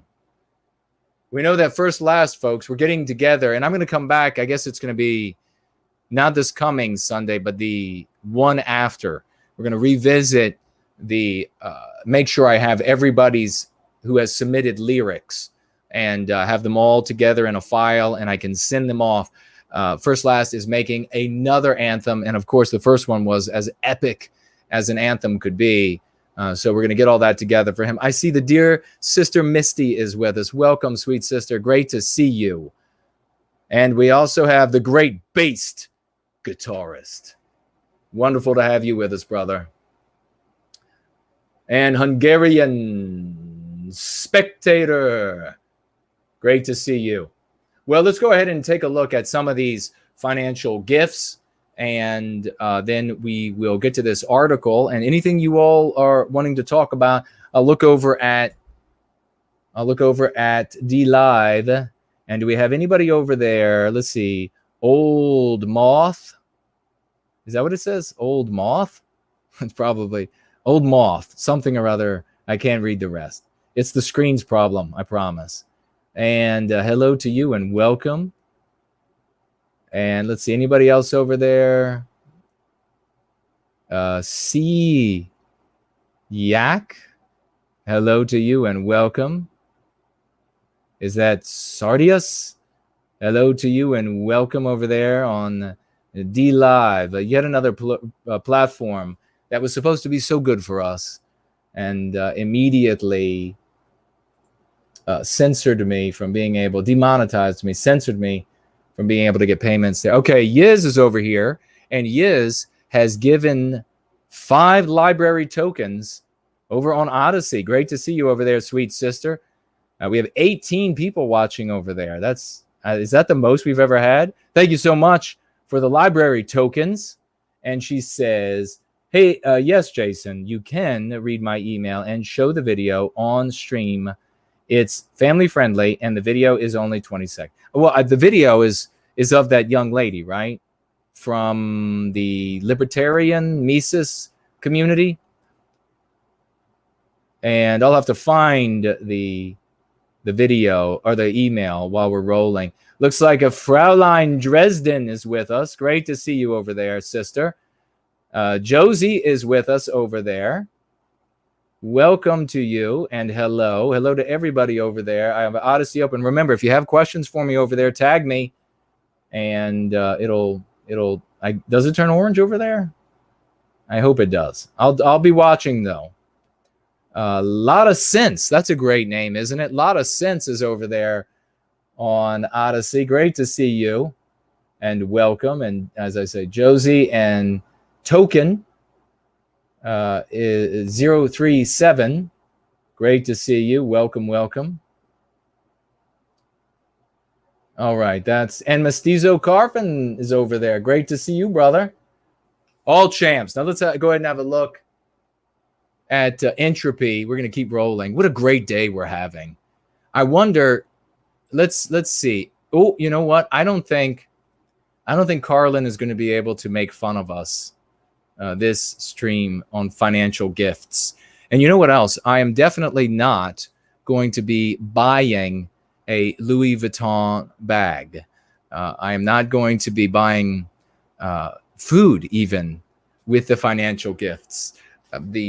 I have used over the span of my life, the majority of my income for White Wellbeing. And that is what I do, where I have enough money for food, enough money for petrol, enough money for everything else I need. And I'm not a Louis Vuitton bag wearing kind of a guy. I don't care how nice their bags are. I wouldn't wear one. We have Nathaniel starting off here with $20 US. Thank you, dear brother.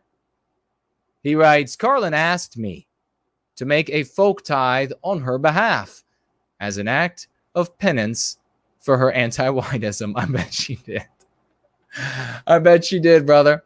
He goes on, I just want her to know it's not too late, Karlyn. You can redeem yourself, ditch the anti-white narrative, and become a champion of white well-being. You know what's wonderful? Thank you so much for that financial gift, brother, and for those words. You know what's really wonderful about Nathaniel writing that is that this would have come in before the last part of the first segment where I made my appeal to have Karlyn come over, to dump the anti-whiteism, to get right in her life, to be redeemed, to be a good person. This is the kind of people we are here in service to white well-being. We want you. We say, if you can go wrong, then you can go right.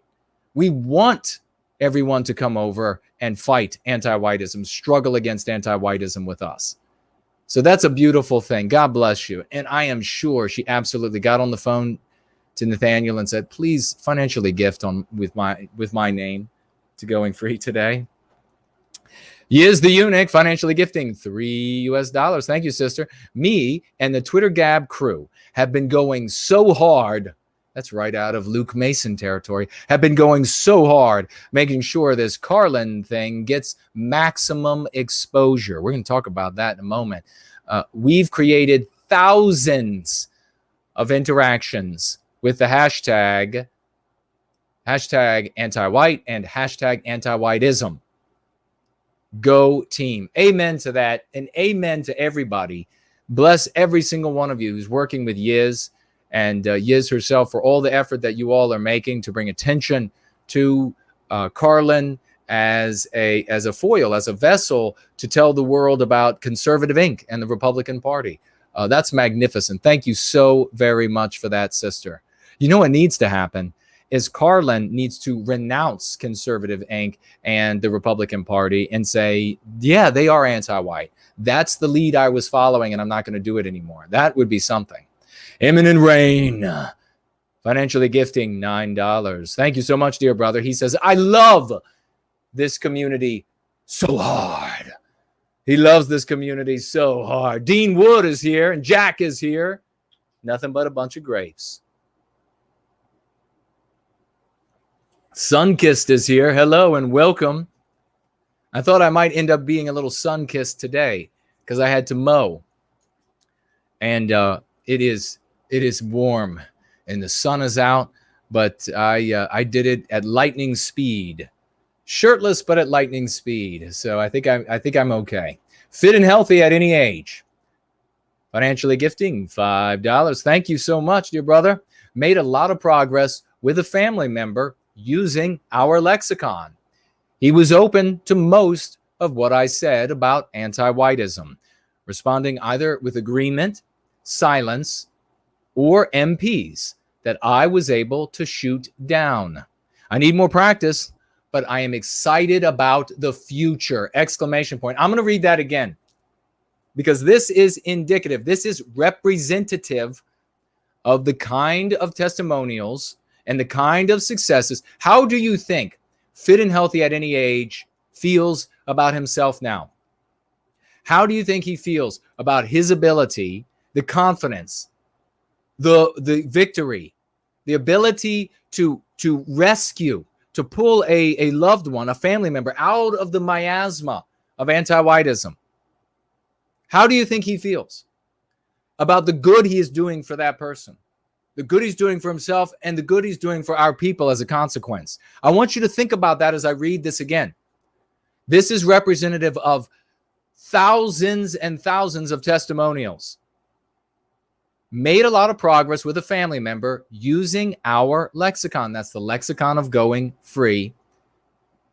He was open to most of what I said about anti-whiteism, responding with either agreement, silence, or MPs that I was able to shoot down. I need more practice, but I'm excited about the future! Exclamation point. God bless you. Thank you so much for that testimonial. Thank you so much for that $5 financial gift. And thank you so much for improving yourself, for taking on those mean pathogens inside yourself, and therefore being able to access your true physical, mental, and spiritual potentials, becoming a better fit and healthy at any age. Yiz the Eunuch back again with another $3. Isn't this exciting? She's always got something going on. What a true champion. I met a friendly young black guy from an adoptive white family, she writes. He spoke openly about anti-white ugliness in our society. I told him about the White Wellbeing community, and he said he would visit the stream soon. That's fantastic. Wonderful. Thank you so much, Yiz. If he shows up, I hope he speaks up, say hello, and we will say hello back. Please go free with us. Your world, as you've already noticed, your world is filled with anti-whiteism. And as the things that white people naturally create, as they get destroyed, as they get white erased, all of that you have come to love and cherish about Western civilization, all of that will go away. And we know very well that you do not want that to go away. So I look forward to seeing you join us and putting an end to anti-whiteism. Thank you for doing that, Yiz. See, that's another thing that you can do when you're going free that you can't do in other white sympathetic communities. Can you imagine going up to a non-white person and saying, well, let me tell you about how many robberies your race committed this year? No, that's not going to work. Or let me tell you about how manipulative I've read about your... No, not going to work. Let me tell you, or the conservative, do you like freedom of speech? Yeah? Okay, let me pat you on the head. Will you get on the stage? You're just like a 7-year-old. You're like a 7-year... Yay, you. No. That doesn't work. Going free enables you with truth in your heart, without some kind of a weird mask, without some kind of a weird villainy costume, to speak honestly and openly with everyone of every immutable characteristic in our society. And you find out really quick, what kind of person are they? Are they a good person who says, whoa, yeah, that's not right. Your children should not be taught to hate themselves? Or irrespective of their race, or again, irrespective of their race, do they say, oh yeah, your children should be taught to hate themselves? That's all that matters. Thank you so much, sweet sister. Fantastic. We got Joe here, financially gifting $5. She's lost hundreds of subscribers now. Exclamation point, writes Joe about Karlyn. And I thought maybe I was hallucinating when I saw that change in her sub count. But, and I will tell you this when it comes to our sub count here on YouTube. Well, should I tell you? We may or may not have folks on the inside of YouTube, but there may or may not be a program in place that adds a subscriber for, depending for every 3 subscribers, 5 subscribers, and 8 subscribers. So there may or may not be a program that does that. So who knows? Who knows what our sub count and even view count actually is? Impossible to know. There's no reason to conclude that the psychological warfare ends at the doors of YouTube. You can look back to East Germany and see how the anti-whites behaved there, all the way down to the, of course, check with CNN to see if this is true or not, all the way down to doing crazy things to make you go crazy, like sneaking into your home and removing a fish from your fish tank, or adding a fish to your fish tank, or changing the brand of your favorite ketchup or whatever it is that you know you bought the right brand. They did all of these things as psychological warfare to make these people go crazy, and many of them did. And not only did they go crazy, but they also, before going completely nuts, they ended up being much more boisterous about their opposition, and because they were coming unhinged.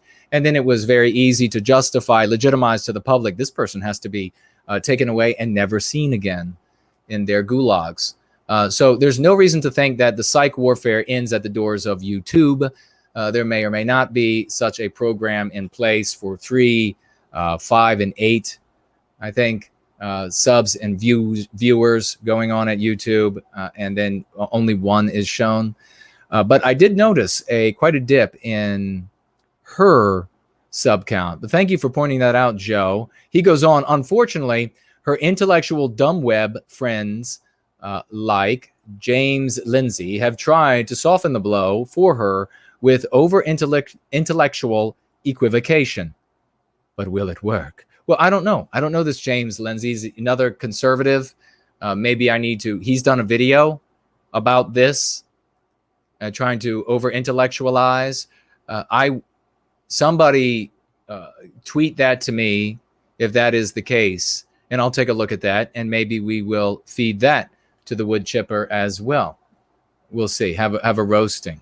It's always, it kind of hurts going after somebody like Karlyn with a roast, but an intellectual, oh, I cherish those. Those are like, burning them down is like fine wine.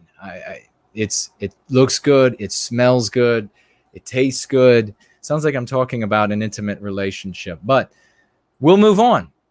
Ron, financially gifting $5. Thank you so much, brother. Writes, noble brother, a good father, we all know what that is one of the pillars of white well-being and complements the other pillars. Amen to that, Ron. Men of the West, be the men we need to be for our families. Love, cherish, and protect them. Go free. Happy Father's Day. Well, happy Father's Day. That was beautifully written, Ron. Thank you so very much for that sentiment here on this wonderful Father's Day as we continue to have victory after victory. Trump wins, folks. That loser wins. We have victories. Rory is here. Great to see you.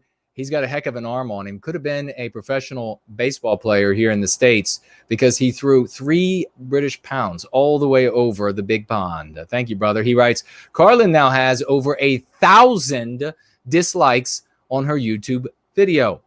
Well done, everybody. And a happy Father's Day to the fathers listening. Yes, thank you so much for that input there, Rory. And a great fellow, great gentleman. And indeed, a happy Father's Day. Ben with 10 pounds of his own.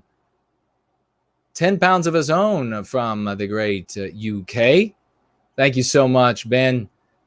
And he writes here, my tuition. Okay. Fantastic. Great to have you with us. Let me tell you, your world is going to change. When you start going free, everything changes. You got to get it. It's going free as a practice. It's like working out. It's like eating right. This is not a book you read and you put it on a shelf and then you tell everybody, yes, I've read that one too. And don't you think I'm so smart? No, you have to do it on a regular basis.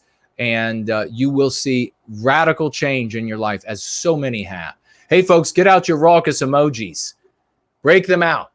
The raucous emojis, ladies and gentlemen, because we have here Heidi and Ray, financially gifting $100 US. God bless you, sweet sister. God bless you. Happy Father's Day to everyone, she writes.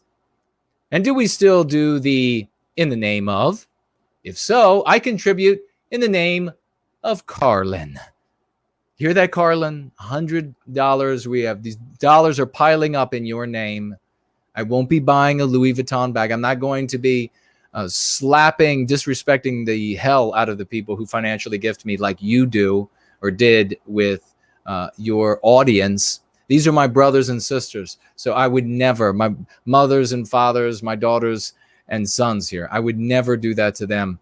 You can do that to your audience. That's up to you.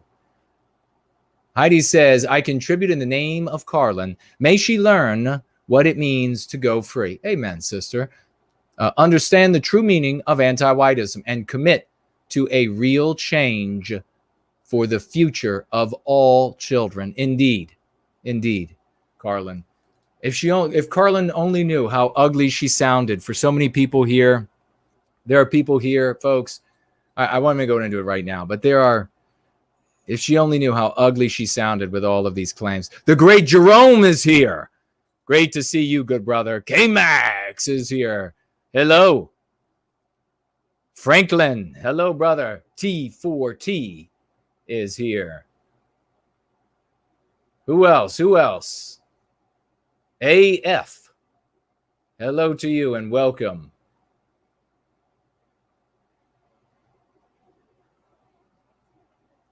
Also, AKA Sarah. We'll just go with the second part there. And all right. Hey, look at Gaming Embargo. Great to see you, brother. A real champion. Still making great content, I suspect, brother. Make sure you tag me so that I know when you make new content.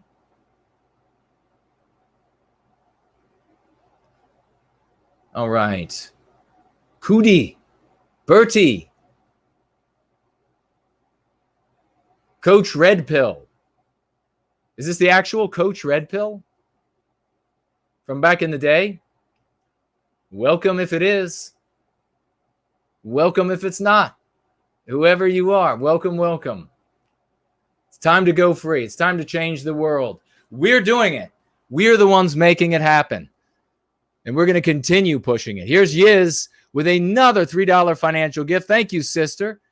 And she has a link here. She writes victory, all caps, 3 exclamation points. We're going to see what that is. And then we're going to swivel around. We're going to have a look at Cash App, which I will update right now. Again, folks, please, I wish I could convey everything going on right now. You get super excited. You're seeing anti-white everywhere. You're seeing anti-whiteism everywhere. You're seeing Westman and Western kind beginning to get used. The second iteration of the second edition of Go Free will be done in July.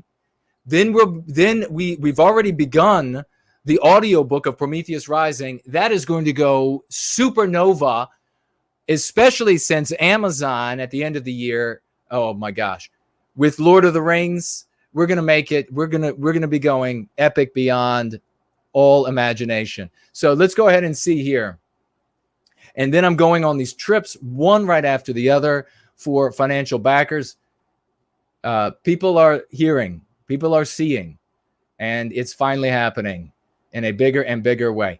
Okay, we have National File that Yiz has sent to us. Thank you, sweet sister. What am I looking at? Yiz says, I'm so pumped. So Yiz is a good Southern girl. She is fired up. I'm going to have to come down there, Tennessee, and we'll hang out. get fired up. We'll go out into the community and change some minds. Former Democrat who broke Coca-Cola says critical race theory isn't anti-white. Tries to get journalists fired for disagreeing. Really? Karlyn Borsenko claims that critical race theory is merely racist, but not anti-white, and tried to get a journalist fired for disagreeing. So this is an article about her attempting to get, is it Cassandra Fairbanks? Wow. When did this happen? Where's the, this came out today. Well, somebody reach out to National File and let them know about the little back and forth that we are having. Tell Tom, the author here, I'm sure he's a brilliant man. Tell Tom, the brilliant author, that we are having a back and forth with Borsenko. Karlyn Borsenko, who first revealed anti-white diversity training offered to Coca-Cola. By the way, does anybody know where she gets these bits of info? Are these all? Or is she saying, "Well, I'm a journalist and I'm not going to reveal who gave me the info"? Kind of a. Is that what it is? Is that what it is? Because I'll tell you this, and I'm absolutely not saying that that's happening here, but I will tell you this: the feds have a tried and true tactic of,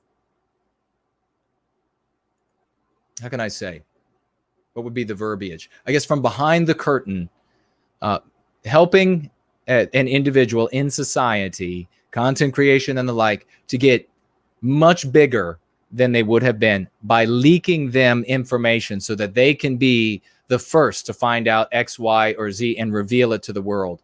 And of course, anti-whites running the regime in the West, in the United States, they would want to leak to somebody information so that he or she could be the first to reveal it.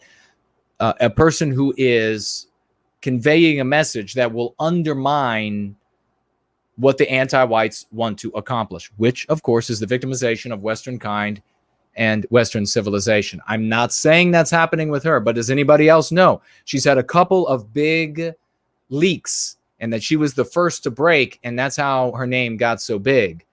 So anonymous sources, white student. So why is it that suddenly she becomes this someone out of nowhere for anonymous? I'm not saying it can't happen. I'm just saying that the anti-whites, this is a tried and true tactic.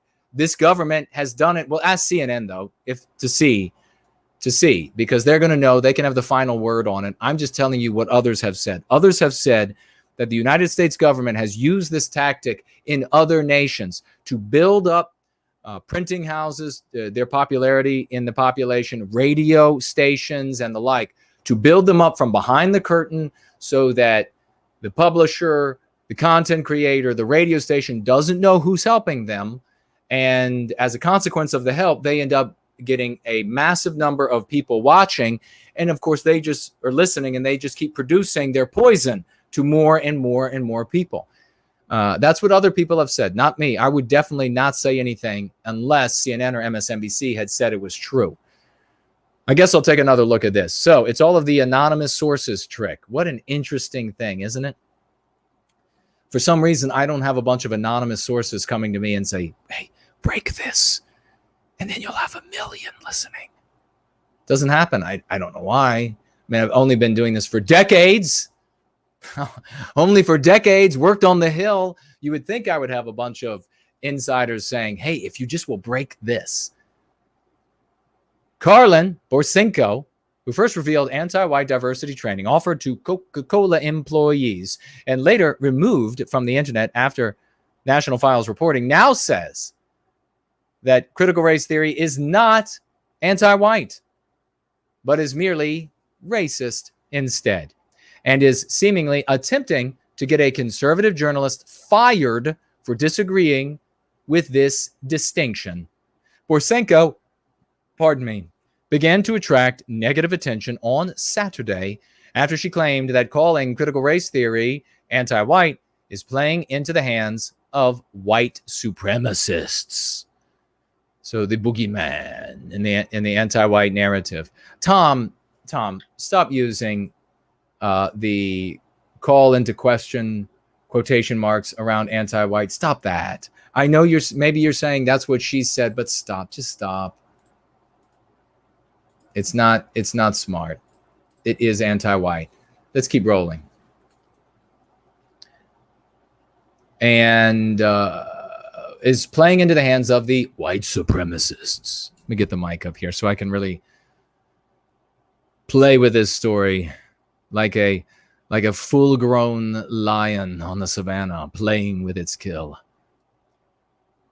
When multiple prominent pundits, including veteran journalist Cassandra Fairbanks, who recently accepted a job as Tim Pool's editor-in-chief, rebutted her claims, Boysenko began accusing them of attempting to cancel her. Isn't that interesting?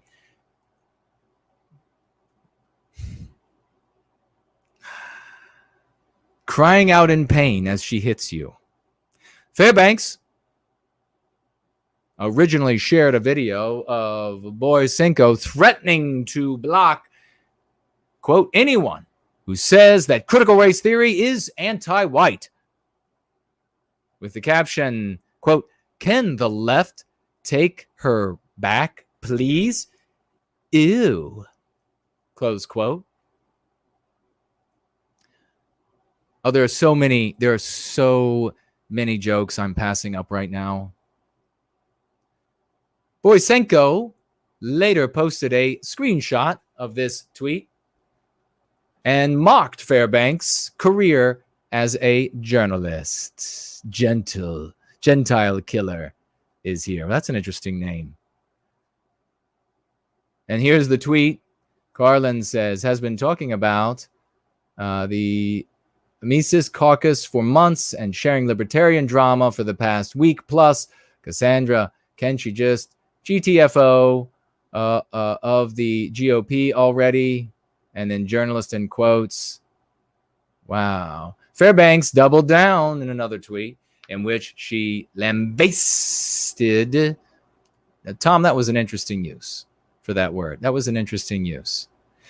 Lambasted the Republican Party for aligning itself with Boysenko. Quote, she's not my ally, wrote Fairbanks. Quote, she's the vile trash that the GOP is becoming because nobody has the goddamn spine to tell anyone to F off.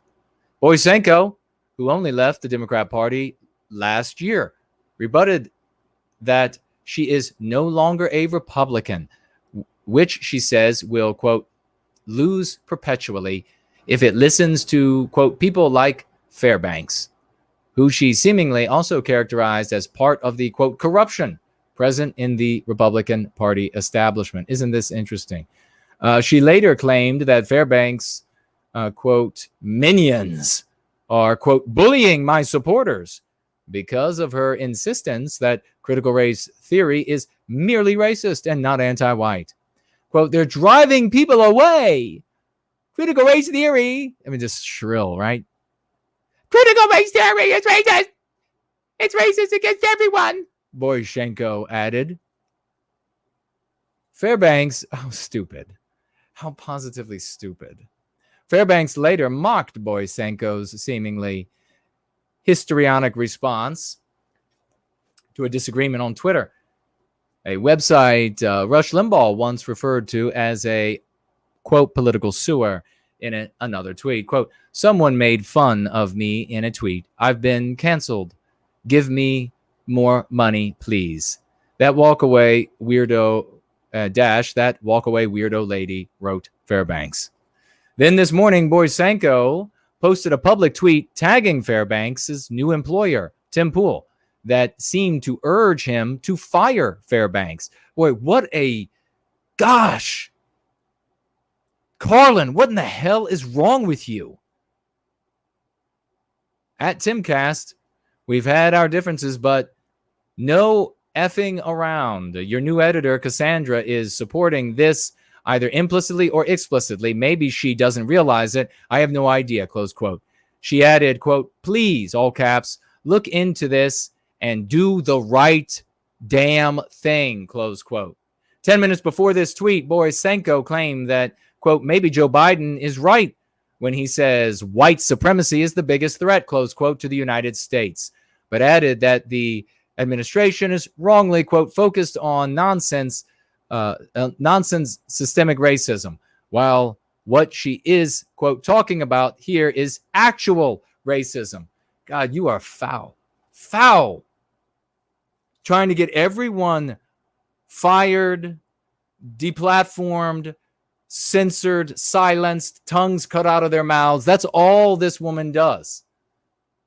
Borisenko later found an obscure white nationalist podcast. Oh, wait a second.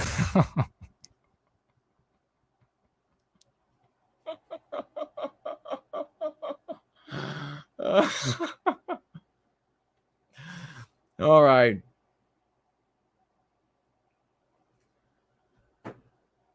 All right. Tom.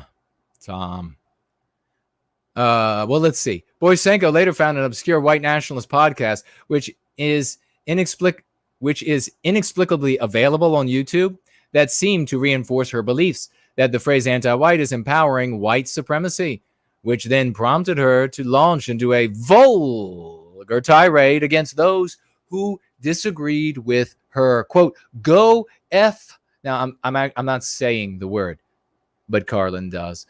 Or she does say it. Quote, go F yourself, Cassandra Fairbanks. Go F yourself, Bryson Gray.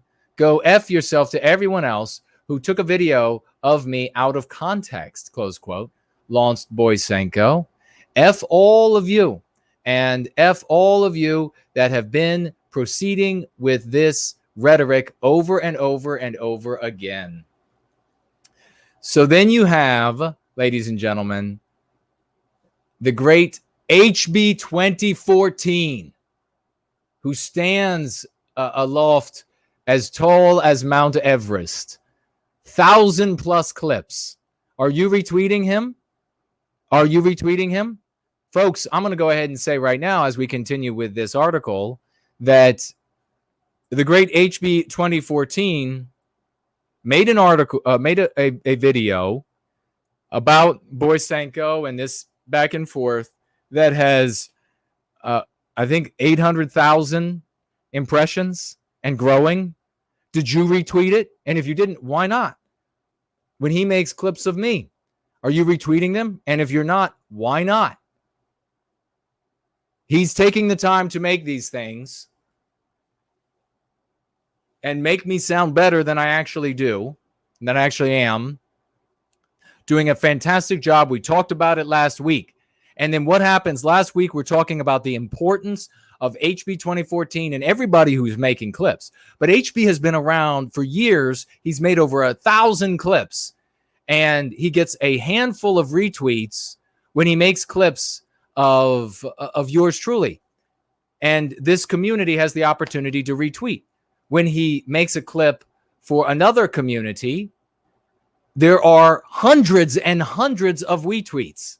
Hundreds and hundreds of retweets. So what's the issue? So here you have him that same week following that, making a clip that garners, and it's on its way to 1 million impressions. How do you like that kind of reach? Is this guy finally going to get the respect he deserves? And that's going to be lauding him, thanking him, and by God, retweeting him. Even when it's me being passionate. And if I tell you what, you think your granny, she might not be able to take Jason being passionate, think again. Older folks came from sturdier generations. Here is HB's clip, and he's quoting, go F yourself, Cassandra Fairbanks, go F yourself, Bryson Gray. Oh, so, okay, good. So this is the obscure, I guess, I don't know who Bryson Gray is, but that must be the obscure white nationalist. Earlier this year, Borisenko developed an intense Twitter feud with former Republican Senate candidate Lauren Witzke, and later celebrated when Witzke was banned from Twitter for referring to a transgender woman who claimed that small children are sexual and thus should have no problem sharing a bathroom with a person born with and in some words that I guess got her, was finally it. So Borysenko may be helping to play a role in Witzke being censored from Twitter. In her Telegram, maybe. I don't know for sure, but I'm reading here. In her Telegram channel, Witzke wrote, quote, "Now this clown is trying to go after one of the best conservative journalists the right has," close quote, noting Borysenko's apparent attempt to influence Poole to fire Fairbanks. Quote, "Cassandra Fairbanks has been a champion for America First, and now this grifting liar is trying to get her fired from her job. It's time for the Democrats to take Dr. Carl back. We don't want her, nor do we need her," close quote, says Lauren Witzke. Witzke also referred to Borysenko as, quote, "controlled opposition, whose entire purpose is to subvert and destroy," in a post containing a photo of Borysenko posing with Biden administration Transportation Secretary Buttigieg, who was then running for president, while wearing one of Buttigieg's campaign hats. Well, and what a lovely specimen Karlyn is in this photograph. Lovely. Witzke also provided National File with what appears to be a deleted tweet from Borysenko, who now considers herself to be a libertarian. Quote, "I don't care about winning elections," wrote Borysenko in the apparently deleted tweet. Quote, "But a nice bonus will be pulling enough votes away from your favorite candidates so that you lose too," close quote. At press time, Borysenko appears to have transferred her aggression from Fairbanks to American greatness journalist. It was another journalist. It was this, the page leapt on me, folks. But, Tom, get us into the conversation. Good man. Get us into the conversation. And thank you so much for that, Yiz, for getting to us with that news item. Boy, shedding so much light on what exactly is going on. Johnny Reb, financially gifting $5. Boy, we have entered a web, have we not? I had no idea. People may, when they message me, they may have said, "Hey, she's going after somebody called Fairbanks," but I don't know. I don't know who that person is, but getting attacked by Borysenko as well. Johnny Reb, $5. Thank you, dear brother. If Michelle Malkin drops opposition to CRT, she will immediately be back in good standing. Malkin is attacked because she isn't anti-white. Karlyn is either too dense to realize this or too cowardly to acknowledge it. Her logic is embarrassingly convoluted. It is indeed, Johnny Reb. Thank you so much for that. Great thoughts, and thank you so much for that financial gift. Franklin, financially gifting. Let's get a round of applause. $25. Ruggles emojis for Franklin. $25. He writes here, for White Wellbeing. God bless you, brother. I really appreciate it deeply. Johnny Reb back with another $3. Thank you, dear brother. Hey, Karlyn, why aren't you stridently objecting to and hyperventilating about the countless advocates and organizations on behalf of non-white groups? Why do you hold an egregious anti-white double standard? Writes Johnny Reb. Well, that, my friend, is a great question. Is it not, folks? That is an absolutely great question. No hyperventilating. That's what we pointed out when we were reacting to and roasting that lovely woman, and that she had no problem defending non-white people, which of course should be defended if they are actually attacked on the basis of their race. Instead, she only had the enmity for the white race. All right. Let's see. I'm having some. What are the noises? Okay. We will have calls later in our gathering. Let me swivel around to here and take a look at what we have on Cash App. What are the champions doing over there? Cyber is with us. Ed is with us. So is Eternalism. Alex is here. Welcome, welcome. Amusement Park is with us. T4T. We'll take a look at maybe what you wrote there in a moment, brother. First, we're going to get over here to these financial gifts. Soren says NWG. Damn right. No white guilt. All right, we have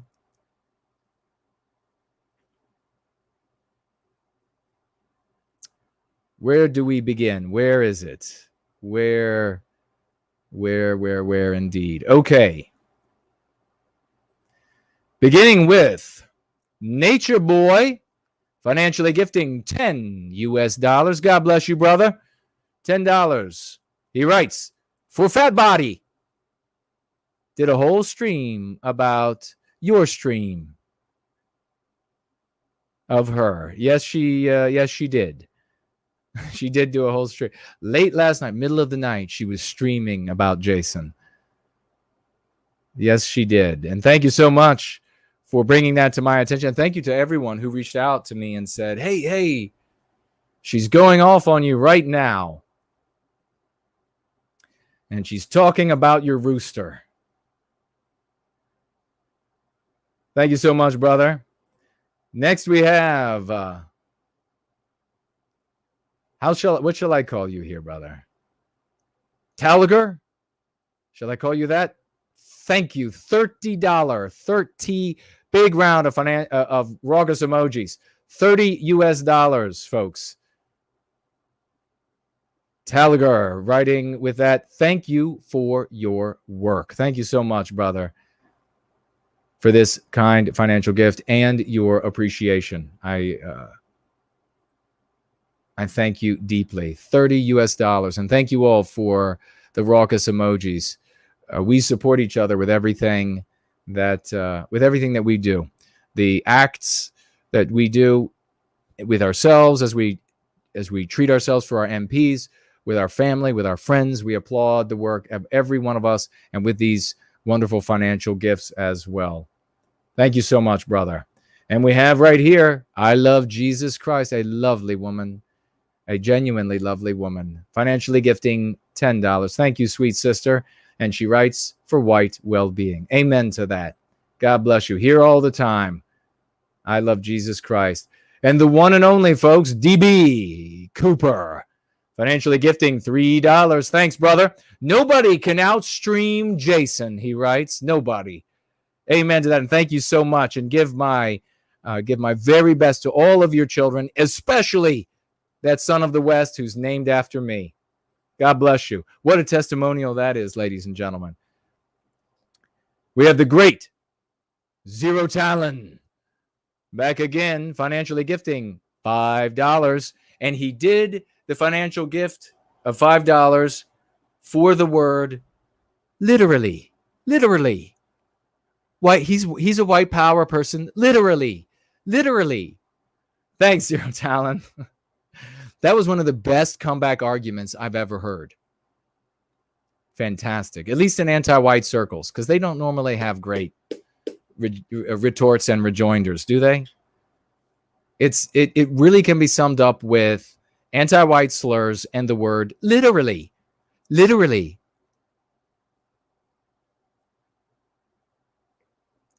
He's literally an Australian painter. That's what he literally is.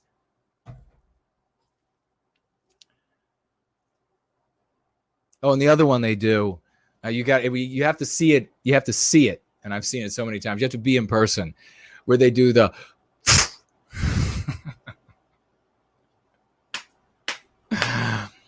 The girls of both sexes when they're anti-white. The girls of both sexes, they both do the. All right, what do we have here? The great Brad C. coming in, a magnificent champion. I see Montana Kid is here. Wonderful to see you. Are we having fun? We're having some fun today, aren't we? Brad C. financially gifts $20 US. God bless you, brother. Always has got this great smile on his face looking back. Love seeing this guy. He says, in honor of the rabid anti-white Karlyn. She was rabid, wasn't she? She was rabid. Her anti-whiteism was coming out from all of her pores. It was oozing out of all of her pores. She tried to tell us she was just perspiring. Sorry, I'm just perspiring. It's not the slug juice. No, in serious, she's a wonderful person. I'm sure she'll come around. White Student Transmission is with us. And financially gifting $5. God bless you, brother. Another great champion, $5. And he writes, winning, family, winning, all caps, with a fist and then a smile face, big set of beautiful teeth. That's how you know White Student Transmission has a great dentist. Always go to the dentist, folks. Your oral health is a big part of your overall health. You want to keep that mouth clean. Floss, brush your teeth, use mouthwash. Tamara is with us, ladies and gentlemen. Great to see you, sweet sister. Financially gifting $2 and saying everything she had to say with those $2. God bless you, sister. And wonderful to see you. Let's get out. Get out the raucous emojis.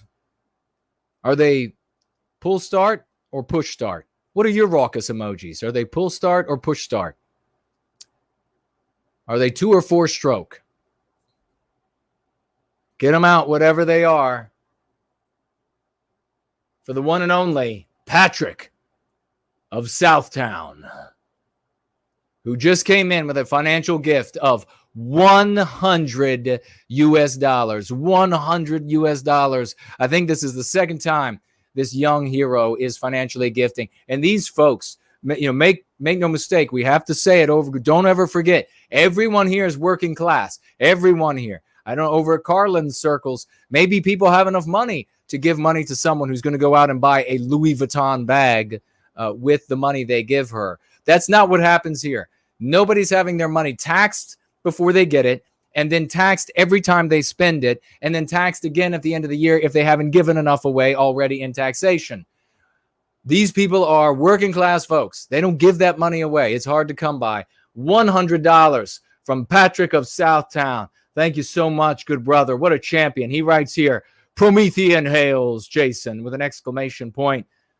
Promethean hails Jason to taking back our destiny. God bless you, brother. You know what I guess? I guess Karlyn is not going to be able to make fun of us today with that. Oh, did he get $30? Did he give him $30? I bet she has a lovely singing voice. To the death. Let's see. What else do we have? Uh-oh. Keep those raucous emojis out. Keep them out. Throw some catnip on them. Crack or whatever makes them go. Because the Great Sloths has just come in with $100 financial gift to White Wellbeing. The great champion. Week after week, all of these people are giving. They're giving their time. They're giving their intelligence. They're giving their acuity. They're giving their creativity. They're giving their tenacity. They give their time that they give to their employers in financial gifts. Sloths week after week. One of our greatest, $100 added on top of the financial gifts. God bless you, dear brother. Nothing but champions in here in service to White Wellbeing. I cannot say enough. I cannot say enough about how when you speak the best, when you speak from the heart, when you speak love, hope, and redemption, when you speak what we truly believe and what we truly are, irrespective of the Borisenkos and the other anti-whites out there, whether they call themselves conservatives, libertarians, fence sitters, proctologists, leftists, whatever they call themselves, irrespective of what the anti-whites call themselves, we continue to project who and what we are to our brothers and sisters. And there is nothing in the world that is going to stop us. They can move to silence us. They've silenced us plenty of times. We've lost channels. We've lost plenty. We've been censored off of payment platforms. Plenty. Far more than you know, because we don't dwell on it. We just get back on other ones and very often get back on the ones we were censored from, because that is the promise we make to the anti-whites. Get us censored off of a platform, we get on to, and then we'll get back on the one you got us censored from. Jump back over here to Entropy before we're going to take a very brief break, I think. And we have Nathaniel Nelson back again with another $5 financial gift. Thank you, brother. And he writes here, and it is apropos, literally donating to White Wellbeing. Do you hear that, Karlyn? He literally, you know she's watching. You know she is. She watched the entire other stream. So you know she's watching. And maybe she'll be streaming about us tonight. God bless her little heart if she does. And International Puppy just came in. Great. And what a cute little puppy that is in the avatar. Everybody loves puppies.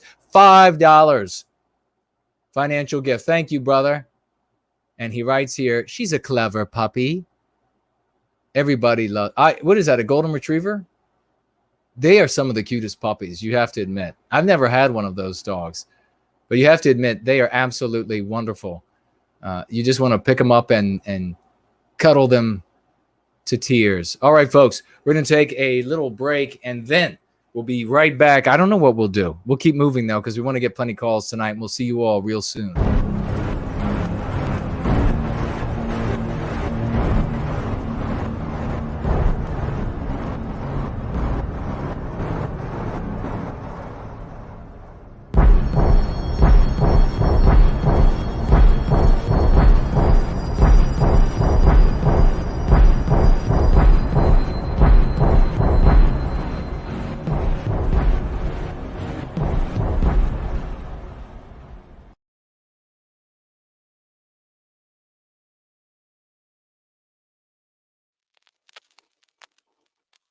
What do they say? They say there's no such thing as what? They say there's no such thing as what? They say there's no such thing as what? Like a family weaving its story through time, made up of headstrong individuals, plotting their own courses, asserting their wills, yet nurtured by common roots, bound by common traits, pulled by similar destinies. We must now master and heal ourselves. And, like that family, all members strive to make their mark.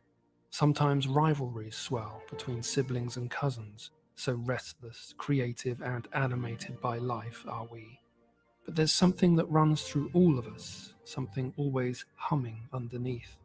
Let us now let that note ring out as a chorus, a symphony to celebrate and know who we are. What of it then? What is it that runs throughout?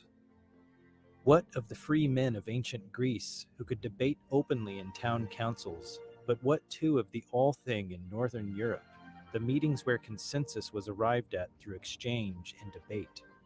Contests in ancient Greece determined the best plays, showing the individual stamp of the playwright. We later see that same one-upsmanship among painters to perfect light, shade, and perspective. What of our musical forms spreading across Europe, the orchestra and all of its instruments, the system of musical notation, sonatas, symphonies, operas?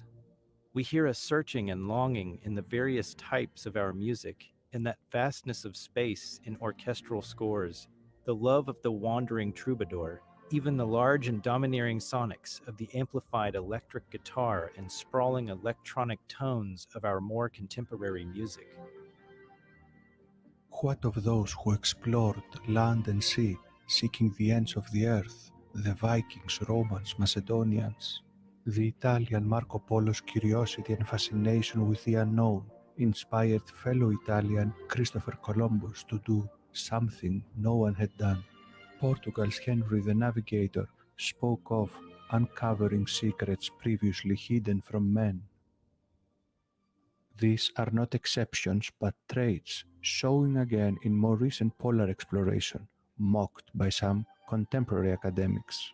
But who of our people sound in mind and spirit could help but be moved by Robert Falcon Scott's stirring message to the public, his last words written while dying in Antarctica?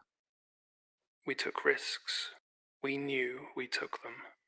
Things have come out against us, and therefore we have no cause for complaint, but bow to the will of Providence, determined still to do our best to the last. Had we lived, I should have had a tale to tell of the hardihood, endurance, and courage of my companions, which would have stirred the heart of every Englishman. To quote our contemporary, Ricardo Duchesne, who asked in his book, The Uniqueness of Western Civilization, what caused the buildup of ideas? From the Italian Galileo to the Polish and Prussian Copernicus, these ideas then being picked up and debated across Europe, to the Dane Tycho Brahe in his study of comets, the German Kepler building on Brahe, and also the Englishman William Gilbert. These ideas then fused with the Dutchman Christian Huygens' centrifugal force, the French Descartes' algebraic geometry, and so on. A sense of independence and freedom runs throughout our history. What we find in our people is that rather than state-sanctioned, top-down mandates directing scientific and artistic life, the Westerners more often had independent spaces of inquiry, guilds, universities, laboratories, artistic circles, who sought to dare and create and explore. Rome developed an intricate legal system of concepts that reflected the individuality of each person. In Old English, the word for law was lagu. In Old Norse, log, referring to past deed laid down in layers. We even find in Old Germanic society all free men and women who comprised the majority of the society being equal under the law. After centuries, the above examples influenced the English common law, European parliaments, and the US Bill of Rights and separation of powers. Were these just good ideas, or perhaps a natural fit, an instinct? Can such notions sometimes get out of hand? Are they, like anything, susceptible to corruptions and confusions? Can they be skewed when confronted with outside ideas and unusual circumstances? Of course, but the fact is that examples of our sensibilities and the way we create our environments can be found in varying eras. We are not defined by just one turn of events in history. E.L. Jones called us ceaseless tinkerers in his book The European Miracle. In this era of censorship, there's a statistic by Charles Murray in his book Human Accomplishment that could probably get this video banned and put our channels at risk, so we will leave it to you to be an adult and look it up. But shall we just say here, history is not just a question of invention and not just a question of influence, because everyone is influenced by what they learn or observe from others. It's what you do with skills or information that bears your mark. To quote David Landers, Europeans did not invent the heavy plough, but they did improve and adapt it. They did not invent the horse collar and the horseshoe, but they did improve it to create a new style of warfare. They did not invent watermills, but they did improve upon new accessory devices. Whence does this come? With such engines of passion and curiosity driving us, conflicts naturally arise, but past wars do not negate the wider bonds of our people. Oftentimes, wars were fought to assert sovereignty, hearkening again to that theme of freedom. And of course, sometimes we were at the hands of leaders who, unrestrained by small-scale bonds and duties, sought megalomaniacal gains, or sold out to the lure of unchecked power, sometimes subverted by alien influences. This doesn't mean that when the German and English soldiers put down their arms to play games with each other during the Christmas truce of World War I, they didn't know deep down that they were related. They did. Just like in the early 1900s, when elderly Union and Confederate soldiers embraced each other at American Civil War battle anniversaries. Just like all of Europe responded in horror to the massacre at Chios, when tens of thousands of Greeks were killed by Ottoman troops during the Greek War of Independence. What of the many claims in varying parts of our lands to the stories of King Arthur and his knights? Arthur's name is related to the word bear. Arth is Welsh, cognate with the Greek Arctos and Latin Ursus. We looked up in our northern skies near the Arctic and saw the Ursa constellations, containing the North Star which guided our explorers. In Finland's epic, the Kalevala, the bear is referred to about 60 times. We see offerings to ancestral spirits of grain and dairy in the days of old, as our children now excitedly leave cookies and milk for what we call in modern English Santa Claus and Father Christmas. In spring and summer, we find similar folk customs among the various European cultures. These related festivals taking place around May 1st carry some regional distinctions, but all bear similar key elements, from Floralia to May Day, to Walpurgisnacht, to Beltane, to Rudinitia. Other related holidays throughout the year demonstrate a calendar, a rhythm, shared symbols, meanings, and beliefs that reveal commonalities amidst a splendid assortment of regional expressions. Are we to be told we are unrelated when we see different versions of the Cinderella fairy tale found among the varying strands of our ethnicities? Aschenputtel in Germany, Cendrillon in France, Cenerentola in Italy, Ashipelt in Ireland, Katie Woodencloak in Norway, Rashin Koti in Scotland, Pepelaska in Bulgaria, the Hearth Cat in Portugal. We share a bond and worldview as reflected in our stories and customs that have lasted through the ages, seeing ourselves in them. There exist different theories about migration of peoples, different theories and new discoveries being made about genetics. At least in the recent history we currently know of, we are peoples who were forged between the Arctic and Mediterranean, between the Atlantic and the Black Sea and Caucasus region. Some of us ventured out, and the lands where we settled bear the marks of our instincts, our ethnoculture, our biospirit. We can thus feel at home when we travel in various parts of the Americas, Australia and New Zealand, South Africa. No matter what we may learn, no matter how surprised we may be by future findings, our story reaches back much further than is commonly thought today. Know what has been shared in this presentation. Let it spur you on to discover more. Know that we have a common source, and that now, more than ever, share a common fate. Be well.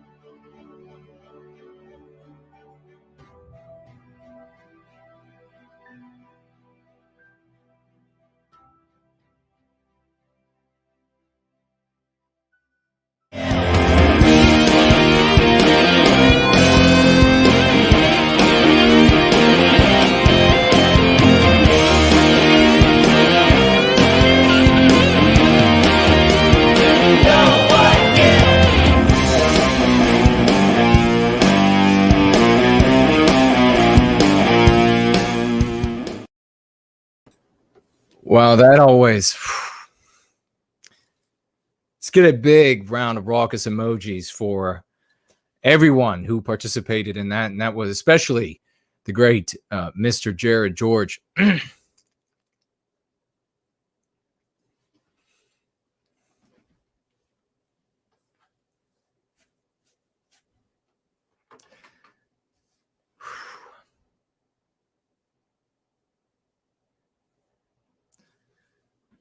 Those are the voices of our people. One great people, one biospirit, many countries. And we have to see ourselves that way. For the first time in history, since, as I speculate, since we were originally a people and then made the tragic error after defeating all of that which sought to defeat us. We allowed petty chieftains to lead us against each other. We will come together again on a global scale.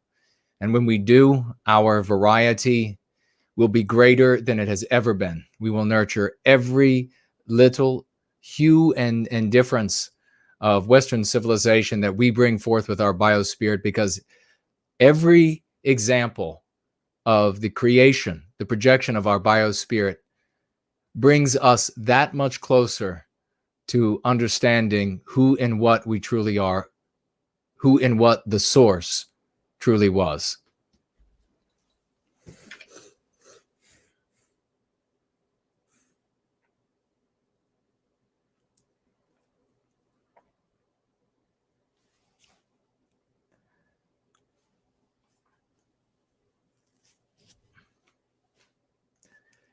Big thank you to Mr. Jared George and everyone who participated in that. Magnificent, magnificent. And thank you all for being a part of this great revolution of thought, revolution in the spirit of our people. It is a truly epic and beautiful thing. We will forever be remembered for this. Thank God. All the times we get to think about how horrible it is to live in the midst of anti-whiteism and the anti-white victory. Thank God, at the same time, we get to live in days that are truly worthwhile in living, because you have the opportunity to do something that will last forever. God bless every single one of you for being here. Zook says, bless you, mate. Jay Link says, press 9 for no white guilt. That's funny. Sebastian says, Jason is blessing for us for Western kind. Thank you. So all of you are. Everybody coming here. We absolutely all, every single one of us are. And you should see that in yourself. We're going to be the ones that do it, folks. We're going to be the ones that make it happen.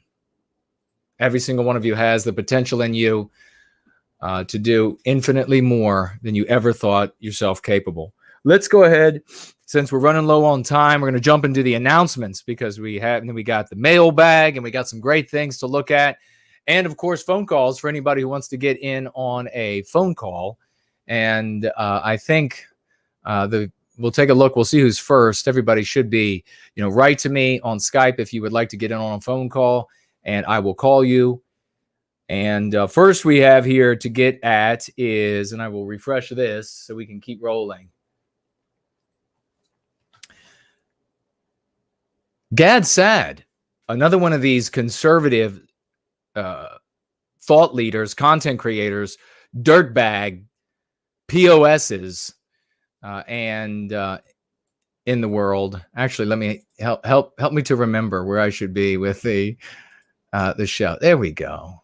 It's a family-free gathering, a family-friendly gathering. Yeah, I don't know if you all were aware. Of course, we've had Mr. V talking about this, and he wrote his book, The Parasitic Mind, recently. He's making ungodly amount of money off of white people around the world, doing exactly what anti-whites have always done with abstractions, and that is lead white people astray from the thing that is healthy for them and into this worship of our ideas, the sacrifice of our spirit, of our body, of our flesh, of our bones, the sacrifice of that on the altar of our ideas, that we are not important, but only our ideas.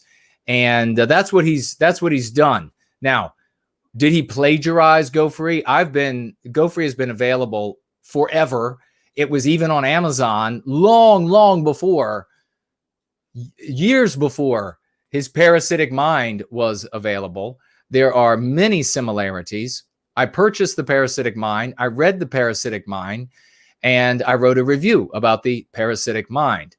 And I said, I mentioned that I had a book that talks about what I refer to as meme pathogens. And I wrote some comparison between his book and mine. It was a totally legitimate review that you can see, and I've seen them on Amazon. Fair and legitimate review. Magically disappears from Amazon. Wonder how that can happen. The anti-whites, this anti-white conservative who calls himself a conservative, and the anti-whites who call themselves, I don't know, devil's spawn. Well, they are devil's spawn over there at Amazon, collaborating against yours truly, and the review goes missing. So I go back and I write another review, and more pictures, another picture, and I post that, and the review goes up again on his website, or on the Amazon website under his book. And then the review goes missing again. I guess all he has to do is pick the phone up. I had people write reviews under my books, particularly Born Guilty, where they hadn't even purchased Born Guilty, and they said, Jason's book cost this much money, and this other guy's book, it costs so much less, and Jason's book is 5 times as long. This guy's book is 5 times shorter, and you get the same thing with this other guy's book. Don't buy Jason's book. Buy this other guy's book instead. And I wrote to Amazon and I said, this is not a review of my book. It has nothing to do with reviewing my book. And Amazon said to me, too bad. People have a right to share their opinion. Well, how is that opinion even formed? They have a right to share their opinion under my books, and reviewing my books. They have a right to say whatever they want.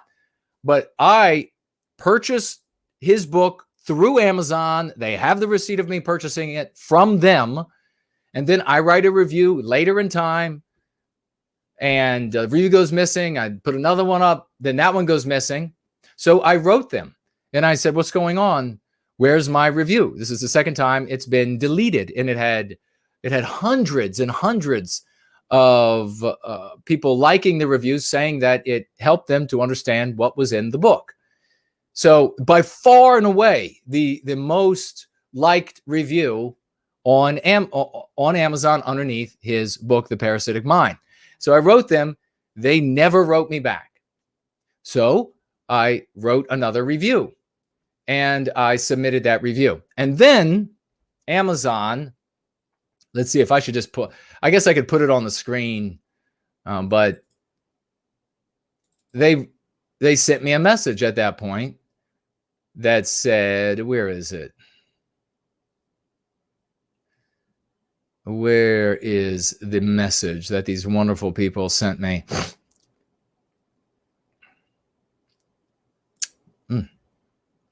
Maybe it's only on. Oh, I think it's in here. Yes, here it is. Okay. Then Amazon sends me a message that says, now, mind you, I've been had an Amazon account forever. I sell books on Amazon, my books on Amazon. I've purchased, who knows how much money I've made for Amazon over the years. Amazon sends me this. We apologize, but Amazon has noticed some unusual reviewing activity on this account. As a result, all reviews submitted by this account have been removed, and this account will no longer be able to contribute reviews and other content on Amazon. If you would like to learn more, please see our community guidelines. To contact us about this decision, please email. So, needless to say, I've reached out to the anti-white bastards at Amazon who are conspiring with either GAD-SAD or people representing GAD-SAD to silence those who have a legitimate review of his book. So I don't know. Maybe what I'll end up doing is, if they're not going to allow me to review his book, and by the way, it could have been that review. What could have been happening is it was maybe people were buying Go Free instead. Maybe people weren't buying Go Free or The Parasitic Mind, but Gad Saad wasn't making all the money that he's making. So this is a perfect example of anti-whites who call themselves conservatives or call themselves right-wingers or call themselves whatever. And they are usurping the rightful leadership of our people. Those who care about, I mean, do you really think that Gad Saad watches a video about our people around planet Earth coming together for our own defense and has to choke back tears? Do you really think he gives a shit about Western kind? Hell no, he doesn't. He turns the totality of what's being done to us into another lamentation about his people being persecuted throughout the whole book. He just reminds you again and again and again about his race and where he came from and how hard it is for them. And how it's an abstractionist world that white people have to hold on to. Once again, scum, this fat piece of filth, this scum, Gad Saad, who, you know, I'm this close to saying, with his book coming out, and it's clearly even came out, not only have I been publishing Go Free for decades, all the way back to when it was pamphlets, but Go Free was available on Amazon years before Parasitic Mind. And I've done tens of thousands of hours of content and speeches on YouTube, in person, all over the place, articles all over the place. And this guy then says he's thinking about suing me for plagiarizing him when his lying ass comes in years later. This is a perfect example. And the anti-whites at Amazon are conspiring with him.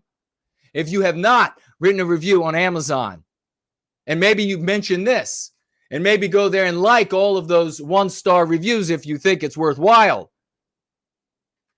Because this is exactly what they do, and they have always done. And they have always won in the past. Well, they are not going to win anymore. We will shut their asses down. They're going to shut us down. We're going to show them how things get shut down. We're going to show them how we reach the masses with what they really are. This is the same anti-white piece of filth that said he's all about free speech and then went to a free speech conference about free speech with what's this gerbil's name? What's the guy that looks like a rat? Peterson. And then they invited some female that was going to show up there. And at the last minute, these two guys, the free speech activists who said it's all about abstractions, it's all about free speech. The last minute, they said, oh no, you can't participate because your speech is outlawed. Just like this Borsenko with us. Got to censor Jason out into oblivion. His speech can't be allowed, even though they say they live and die by the abstraction. Well, he has proven himself. He went on Twitter asking Dorsey to ban me from Twitter. Didn't happen. Threatened to sue me. Threatened to get his publisher, by the way, the same family who funded Richard Spencer, this guy's publisher, the same family, said to get the publisher to sue me for plagiarism. Go for it. I have decades of this being printed.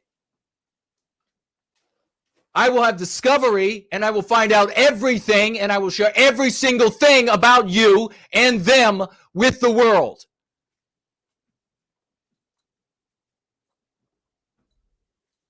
So this is what Gad Saad, either directly or indirectly, he called for my censorship, and then I get censored my review from Amazon. So I think we can pretty much safely say that it was almost assuredly Gad Saad who got me censored from Amazon reviewing his book. And I'm never allowed to review anything else ever again.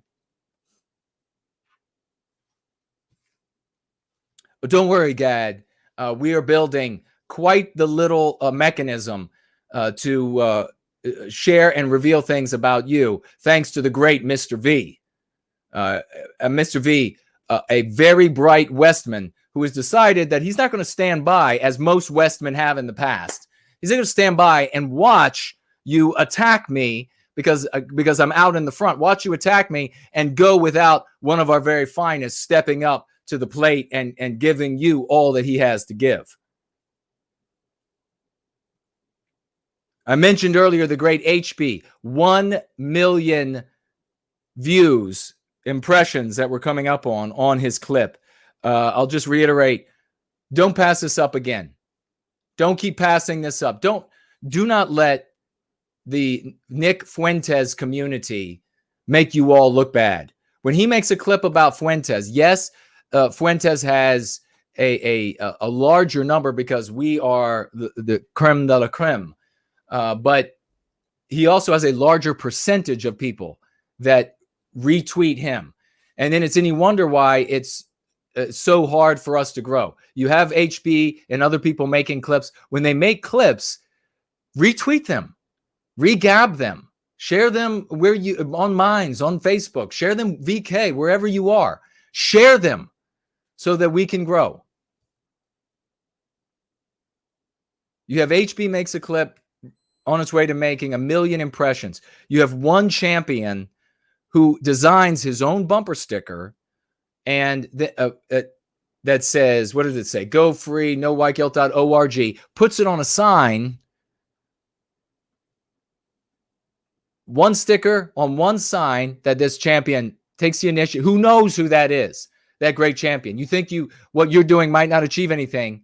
And Torba pulls up at that sign and takes a picture of it, is able then to go over to nowhiteguilt.org and see that, wow, this is really reasonable. This really makes sense. I like this guy in this community. And then tells all of Gab about us.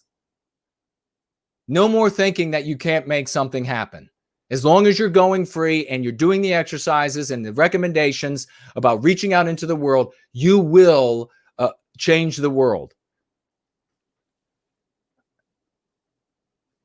We also have this clip I want to share really quickly because we're already under 1 minute to the top of the final hour. And Yiz the Eunuch is going out into community after community after community, introducing the lexicon and the dialectic. It's beautiful. You get started with somebody, just like I said, with Rebecca, Blonde in the Belly of the Beast. I said, it's really easy to get started. Just use anti-whiteism.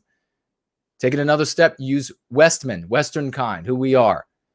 Here's the basic argument. You don't need to know all of it right away. It's like there's even a lot to have to end up learning. There isn't much, but you can get started right now. Yiz goes in, she introduces the lexicon, just a little bit of verbiage here, a little bit of verbiage there. And then these content creators who reach others then start speaking the lexicon to all of their audience. Now, this is a woman, a young lady that Yiz has been going over, a libertarian community, and she's been speaking. This woman has thousands and thousands of followers. She had some kind of mega account on Twitter, I think, before shut down.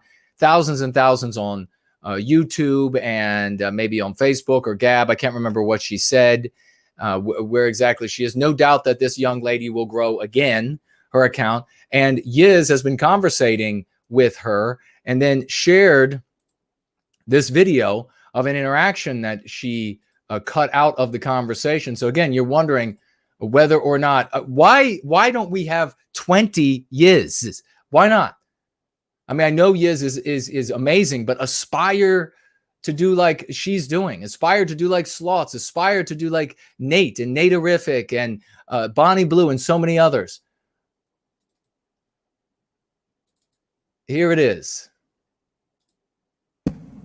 Yiz! What's up, Yiz? Hey, Mac, it's late for me, but I just noticed you were live streaming when I turned the phone. Wanted to pop in and send love. Thank you so much. Guys, Yiz has received her second strike, I believe, on YouTube now, and has been streaming on Odysee So follow Yiz over on Odyssey and send her all the love. Great fellow white positive. Can we say that? Can I say that? Isn't that great? White positive. On YouTube.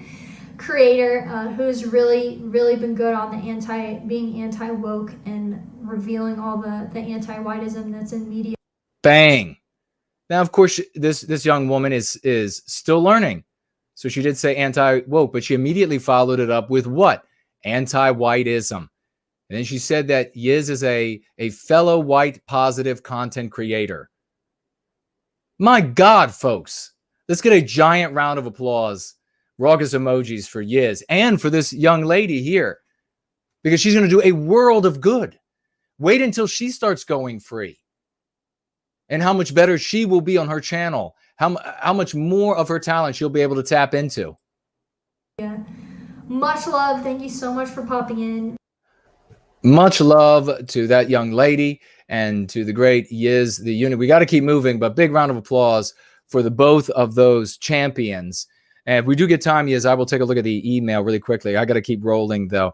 I got to tell you, folks, very exciting festival coming up in South Carolina.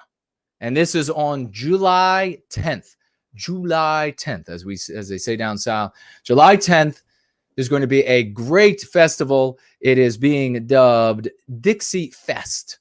Dixie Fest. There are going to be thousands and thousands of people there. Political cesspool, James Edwards will be there in person. I will be there in person. I will be speaking. The great gentleman, I should have found out if I could say, there's a magnificent hero behind the scenes making this happen. And don't know if I can say his name. We'll just call him Magnificent Hero. Or General, maybe we'll call it. Magnificent champion hero behind this Dixie Fest in South Carolina. And it's going to be epic. He's going to have speakers over the course of the day. He's going to start off with speakers talking about the past. He's then going to segue to speakers talking about the present. And he's going to finish with a speaker talking about the future, yours truly. And then over the course of that evening, if you can believe this, I've been listening to the political cesspool for over a decade. And I am going to be co-hosting the political cesspool with James Edwards on location from Dixie Fest in South Carolina, July 10. We'll get you some more of the information about the exact location where that's going to take place real soon. It's not a secret thing. You know, we're not going to have to hide this from folks like all of the other conferences and things. There are going to be thousands and thousands of people that are going to be there. It is going to be so magnificent, ladies and gentlemen. There's not going to have to be a big secret thing, and there are reasons for that. But there are security measures, and there are things that no one is getting through. This I can promise you. Very excited about Dixie Fest coming up, and then I'll find out if I can say the name of this magnificent, glorious, halo-wearing champion that is making this happen. But not dozens, not score, not a couple hundred, but thousands and thousands of people will be showing up. Very, very excited with that. And we're going to have a live audience for the Political Cesspool show of probably several hundreds. So larger than even your biggest white sympathetic conferences, just there to watch the live broadcast. So you can imagine. Now, do you wonder, are we making it happen or are we making it happen? Is this the direction to go or not? Thousands and thousands of folks showing up. Very exciting. And as I said, I am packing when we get done here tonight because I am on the road burning the midnight oil and to dig at the great HB since he's having such an epic day with this post of his and all these impressions. I will be lucubrating all night long. Let's talk about a community content creator that I want to mention. Tall Kevin, one of our best.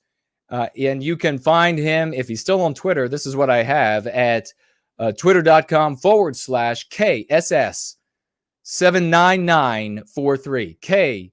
KSS 79943. Twitter.com/KSS 79943. Tall Kevin, one of our very best, making it happen for White Wellbeing, and we love him for it.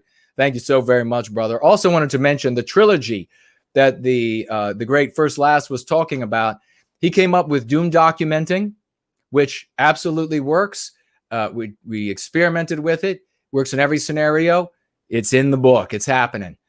Doom dissecting, he came up with it. It works. We experimented. It's in the book.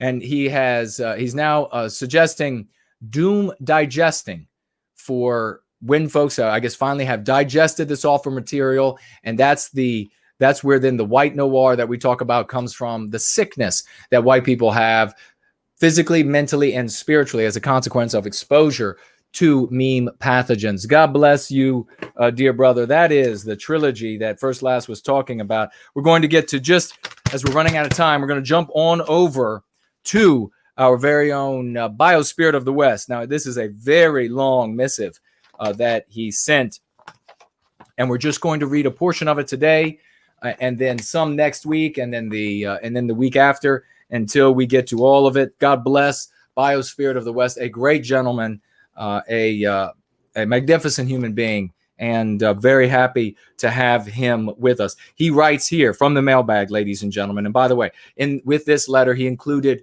and we celebrated him last week for this, a $100 financial gift. And then I think it was 2 weeks before that, a $1,000 financial gift. Testimonials off the charts, that kind of financial giving. He writes here, Dear Jason, I've been formulating this message to you for some time now. One of the meme pathogens I've identified in my life is my sexual identity. I have spent my entire adult life thinking I was very smart and knowledgeable on the topic of sexuality and sexual identity. Many years ago, one of my medical doctors said to me in a very casual way, quote, it's all just in your head, in your imagination. That's where it comes from, close quote. It struck me as an odd thing to say at the time, but the more I've thought of that over the years, the truer it is. Whatever arouses a person, it starts as just a mental thought. Then a year or two ago, a year or two ago, on one of your shows with Mr. George, you said something like, quote, wow, I can't get over how people base their entire identity around something they do sexually, close quote. And the other of you said something like, quote, yeah, it's strange to make that the most important aspect of your life, close quote. And that was it. But it left me with my mouth open and feeling very silly because that spoke right to me. This is about the time I started rearranging my priorities in life. And I think I wrote you a note about how different everything is when one puts white well-being at the apex of importance and considers all things with the question of how my actions will affect white well-being. Back to my meme pathogen. And that is the beginning of the next paragraph, and we call that a cut and thrust, ladies and gentlemen. Next week, I will continue reading from Biospirit of the West's wonderful missive. Magnificent. Thank you, dear brother. And I will be helping you in whatever way that I can with what you have here in the second part, or the second letter that you have included there. God bless you. Thank you so very much. And everybody, stay tuned for what Biospirit of the West has to say next week with this wonderful letter that he has written and these grand testimonials that he has given, one after the very other. God bless you, brother. And let's keep rolling. In the mail we received from John. From John. That's John was right. We have these. knowwhyguilt.org. We welcome all who serve white well-being. This came in the mailbag, a stack of them. And when I return, I'm going to be traveling Can I say where I'm going? Can I? I guess I can say where I'm going. The devil's going down to Georgia. At least I am when you are an anti-white. But maybe I'll stream and when I get back, I will put these up on NoWhiteGuiltCollectibles.com. NoWhiteGuiltCollectibles.com, so that everybody can have access to these wonderful, designed by John, paid for by John, had them mailed to him by John, mailed up to me, all on his dollar. And we're going to make sure that we get these out to folks so that they can spread them around. Hey, maybe we'll end up with some more people. There'll be some more Torbas out there that come across these on the backs of bumpers. Who knows? Who knows? What's that guy from South Africa? Maybe he pulls up behind somebody. He's like, what's that? Takes a quick picture with his phone, and then ends up checking out this nowhiteguilt.org, and then the world changes. Maybe it's just your bumper and your bumper sticker that came from me, that came in the mail, that came from John. Who knows? God bless you, brother. Thank you so very much for that. This is a big stack of these guys. This is magnificent. This is the difference between one of the major differences between what we do and what has always been done in the white sympathetic sphere. Nobody's needing to be ordered to do anything here. We don't have departments in this top-down thing. It doesn't work that way. And when we have the money, the OE phase 3, when we finally get there, things will be very different than they have been in the past. But the one thing that you'll be able to see, that you'll be able to identify with very easily, will feel very comfortable, is victory after victory after victory after victory, and the world changing. We also got in the mailbag today, ladies and gentlemen, marvelous Tony Vermont, of course, White People's Press. It's White People Press is it .com or .world? What is it? Where does it say on one of these? It's got to say somewhere. Make sure you get to it. The mods will drop it. Another grand participant in service to White Wellbeing. That is a White People's Press calendar. Photographs from all over Europe. Glorious. He sent this wonderful magazine, Europe and Diaspora. It's beautiful. The cover, all of these things that they make. All of these things that they make. This is the current White People's Quarterly. And if you are one of our heroes, your name might end up, as we put a bunch of heroes' names in this edition, yours might be in the next or the next. We'll see when we get you in. We want to get everybody in, all of the heroes that are so often go unsung. We're not going to have that happen here. There's no one great person on top of a pyramid. We are a team, and we are making it happen shoulder to shoulder together. We are doing it. Tony sends this. God bless you, brother. Inside of this is absolutely magnificent. Wonderful stories. I haven't even had a chance to begin to dig into it. It's fantastic. These are the kind of artwork, literature that you want to have out for your friends and family. And here you have The Velveteen Rabbit, ladies and gentlemen. Wonderful book. They sent. See, this is marvelous. We are really doing this. This is really happening. This is the community that is making it happen.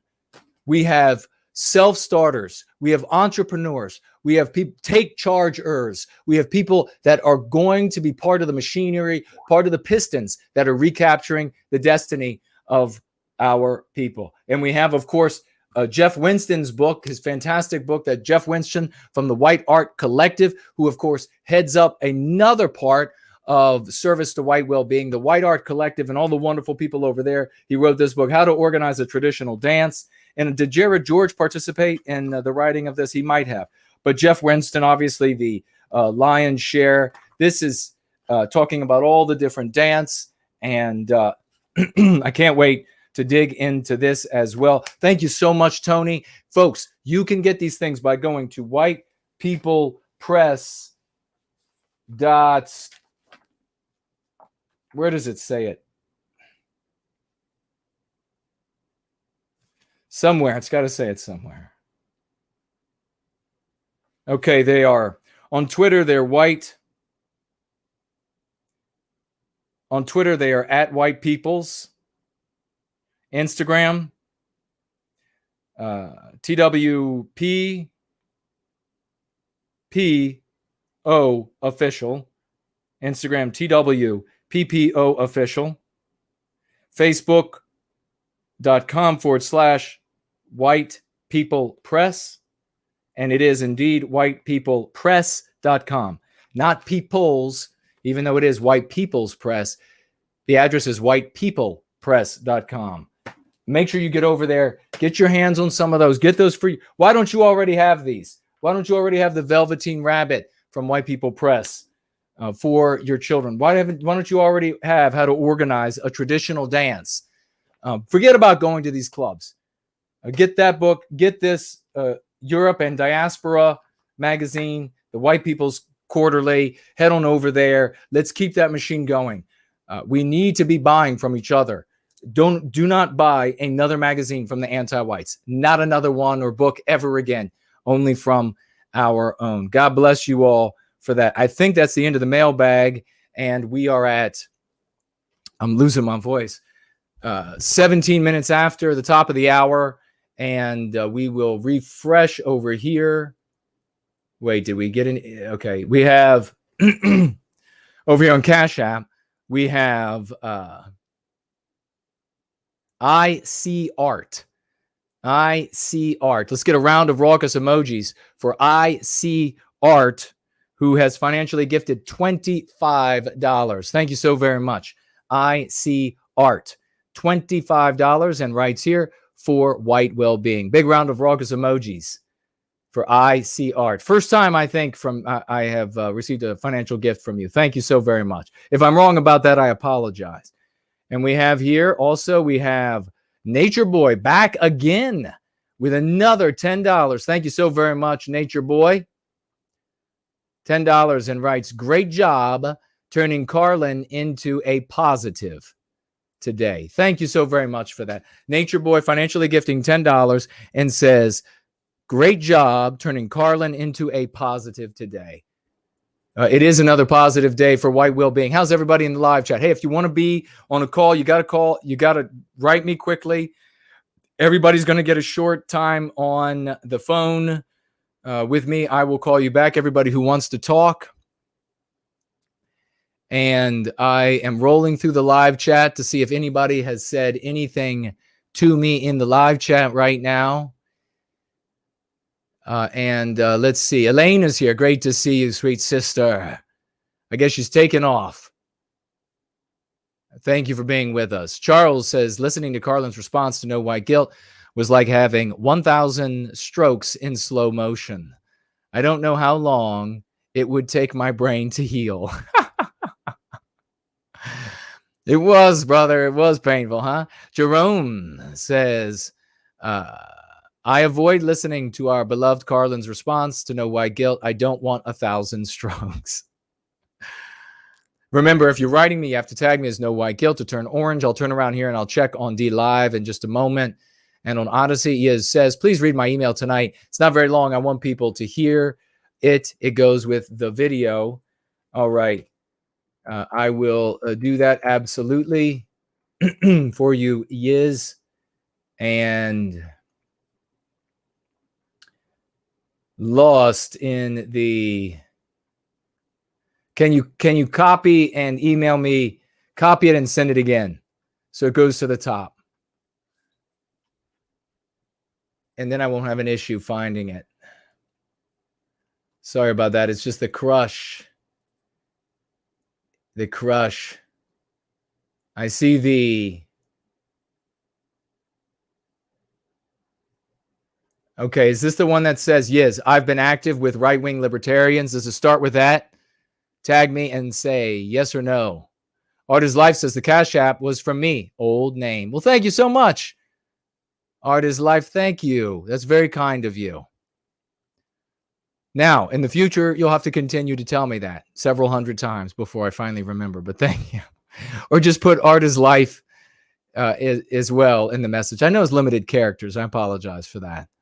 Assuming Rabbit, do you know if the White WPP project for a coloring book is finished? I have to send them my portfolio. It's not the coloring book that they're working on is not done as far as I know, and I'm working on one as well. and that one is still in the beginning phases for children. Zook says, great stream, brother. Thank you so very much. And enjoy the mountain roads and be safe, brother. On the way, I guess. Thank you for that. I will be safe. Elaine says, hails to you. Yes, okay. This is what Yiz writes that went with the video of the young girl who is going to beginning to go free at some point and being far better than she could have ever been in life. Yiz writes here, I've been active with right-wing libertarians and American patriots the last couple months, and I have a list of speakers and content creators that I think would be good candidates to interview on tap. Great. Share those, please, and we will absolutely take a look at those and potentially have them on. Alfie is with us. Great to see you, dear sister. No, Jason. That's not the one, then. Is that not the email?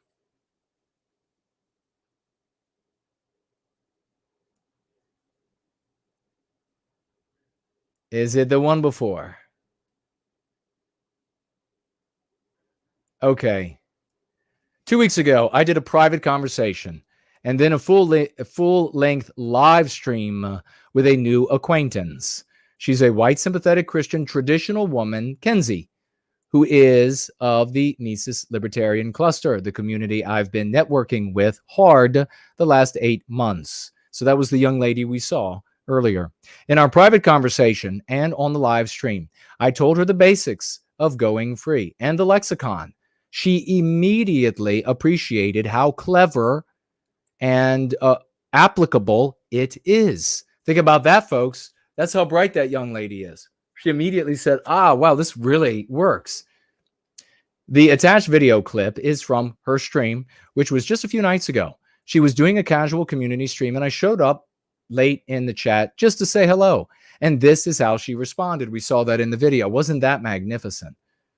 She immediately, from memory, associated my name with being an advocate for white well-being and proclaimed to her audience that I did great work battling anti-whiteism. She used the word anti-whiteism, and she's obviously very bright. She immediately picked it right up. She also said, could you imagine that cute little girl that we had on, that we played that video of? She could pick up anti-white and anti-whiteism like this. But all these villains and ant-nats, and they say, oh, it's too much jargon. I can't do it. Really?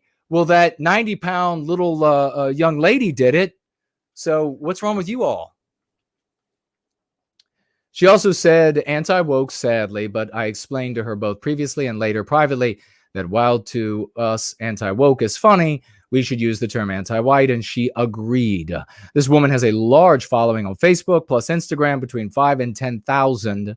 Just lost a Twitter account with 20,000 and has a YouTube channel with over 3,000. She played this stream for all her sites and locations. I am having small victories like this one too often to document anymore. Triple exclamation point. All caps now, ladies and gentlemen. It is working, exclamation point. We are winning, and it's glorious, brother, exclamation point. Thank you for saving me from the darkness I was falling into last year. May all our gods bless you. Yes. And the same to you, dear sister. Thank you so very much for all your work, for all of your little victories, your giant victories, for that magnificent testimonial about being pulled out of the darkness last year. And now look at that, folks. You have somebody to emulate. Yiz pulled out of the darkness. And what did she do? Pulled out of the mire and into the ship of white well-being. And before barely cleaning herself off of the anti-whiteism, and while still cleaning herself off of the anti-whiteism, immediately is reaching her hand out to people still trapped in the mire of anti-whiteism. That is the definition of a true hero. God bless you, sister. Thank you for everything you're doing, and thank you for being persistent about that email so that we could get to it here before the end of this magnificent stream, which we're running out of time, folks. We're running out of time. We were going to do better on the calls this week. I had absolutely planned, but then we had this whole Besenko thing, and it really ate up a bunch of time. But that's okay, because we'll still get to some calls today. And then next week, especially next week, because I'm going to be here with very little prepared after all of the travels going on. So we'll definitely be able to have more time for calls next week. We have here financially gifting Kara, financially gifting $10 writing, proud to be part of Going Free. God bless you, Kara. Here all the time, too. Thank you so much for your service to White Wellbeing. Yiz with another $3 saying, can you please read my email tonight, Jason? It goes with a video clip and isn't very long. I would appreciate it if you would have the time, brother. I'm going to make the time for you, dear sister. And thank you for that. Another financial gift, $3. June, financially gifting $10. You know, the whole month financially gifting, you know it's a good time. June, financially gifting $10. Hello, Jason, and all. Today, I'm honoring all my ancestral fathers. Today, I'm honoring all my ancestral fathers and all of the current fathers for White Wellbeing. As often as I have an opportunity, I text nowhiteguilt.org, Jason Köhne. God bless you, sweet sister. Thank you so much for that. Thank you for sharing that with everybody. That's magnificent. And K-Max financially gets $10 and writes, Jason, is there a great desire to make any anti-white stuff into a proxy for another group? GOP types often say this person is anti-Christian or American or anti-conservative. Why can they not defend white people? Are we not a people? It is dehumanizing to say we do not exist. It absolutely is. You're 100% correct. It is dehumanizing. It is insulting. And you see their immune system for white people who say, well, wait a second. What about white people? What about us? And you see how they respond. You saw with this lovely lady that we were talking, this lovely female that we were talking about day before yesterday and today, Senko, and how she has responded. You see the Republicans do the exact same thing all of the time. The reason why, K-Max? Because they're anti-white. They want to make it anything but about white people, because they know if it's about white people, if we acknowledge that we are being victimized on the basis of our biospirit, not on the color of our skin, on the basis of our biospirit, that we will defend ourselves on the basis of our biospirit. We will come together. And there's nothing anti-whites hate more, whether they call themselves conservatives, Republicans, Democrats, leftists, whatever it is. There's nothing anti-whites hate more than the thought of white people coming together to defend ourselves. Thank you for your financial gifts and your time serving White Wellbeing with us. Taking a quick look over at D Live. Man, we are running out of time. I got things to read here as well. Who do we absolutely tonight? We have okay, I think we might only, I think Baldur might have gone to bed. We definitely have Mr. V. We might have to do, when we do Baldur from now on, we might have to get to his call out of time earlier in the show, because he has to get to bed and he's so much further ahead of us. And that's what I think probably what we'll do with Baldur from now on, is get to him much earlier. Okay, I don't see anybody tagging me over there, but great to see Roy Robb and Mac something or other. I can't see the letters because the monitor is so messed up. And let's see, Lady Z, is that what that is? And great to see you all over there. Nobody tagging me. I don't see any tags. No tags over here on Odysee, but great to see Sean over there and everybody who has been watching on Odysee. I hope the stream has been strong for you all there. We have Qualix7 writes, it doesn't matter what race Moss is. He is anti-white. That's all that matters, close quote. I guess he's quoting me. And then Qualix writes, I like how that sounds. I have found this game of, quote, spot the hypocrisy quite tiring lately. They don't care that they are hypocrites. They just want to hurt you, and they want to know they've caused you pain. You squealing about hypocrisy helps them confirm that they indeed have brought pain to you. Thank you very much for that. EC writes about, in response to my video done on that wonderful creature. He writes, quote, unsubscribe from her and subscribe to me, close quote, quoting me. And EC writes, and done. Trump, Wills is my name, writes here, new viewer here, and it was all due to her little midnight rant. Keep up the good work. I love to see a cow go moo. Thank you so much for that, dear brother.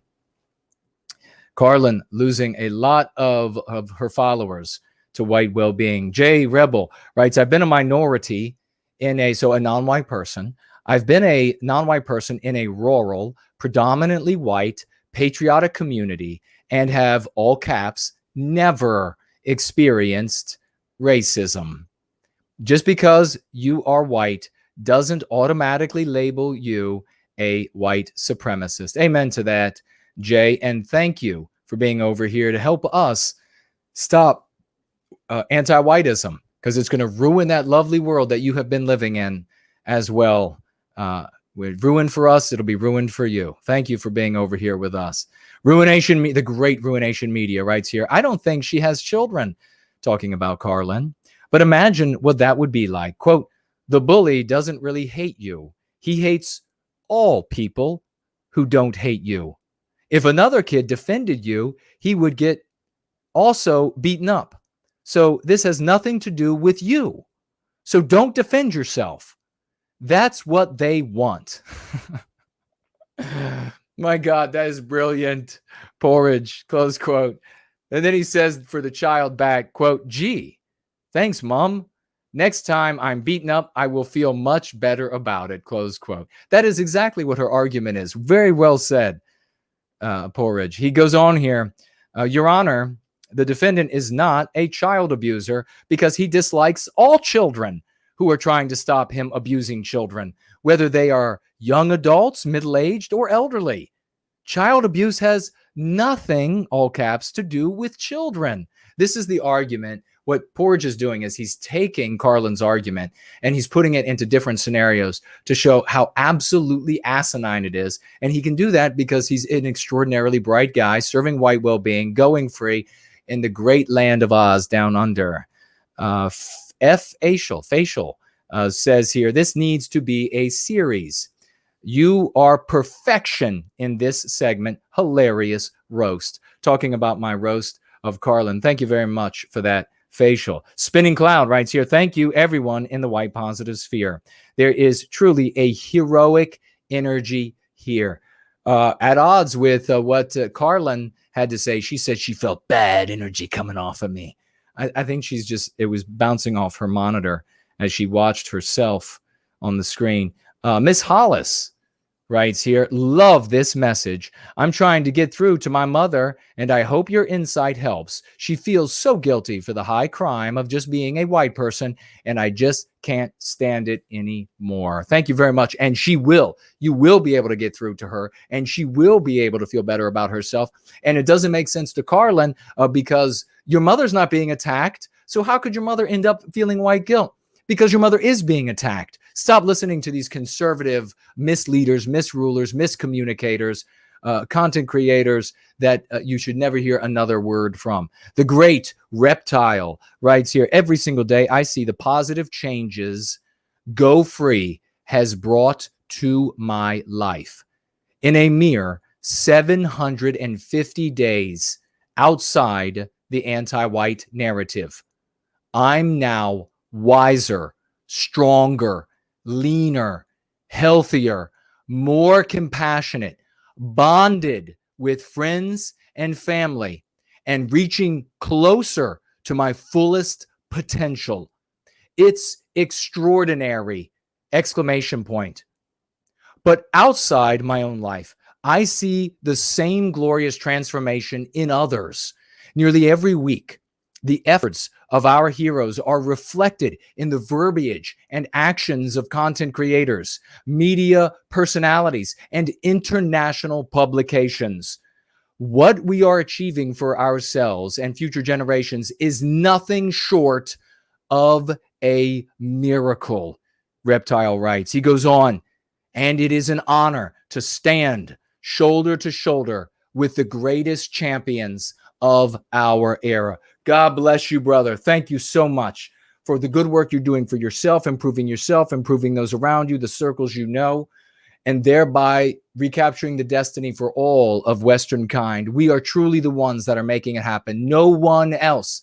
But they can, as the brilliant Porridge says, they can be early adopters. They can join us before all of the hundreds and millions do. And they can brag forevermore because they ended up like Reptile and able to talk about themselves going 750 days. Cut that out and share that everywhere. Reptile goes on in another post, quote, whiteness, talking about whiteness, never use that anti-white concept, is veterinary jargon for white nose, a deadly nasal and gastric disease found in bats. The example is the Mexican brown bat is often afflicted with whiteness and wet tail. Do not allow yourself to be associated or likened to a lethal disease. Magnificently put, brother. Thank you. Not My Potato writes here, quote, whiteness is something you get after an evening with a prostitute, close quote. I said that when I was talking about whiteness and mocking it and the use of it. He quotes me there, and then he says, why are we supposed to be letting the woke mob define whiteness? So he refers to the anti-whites as the woke mob.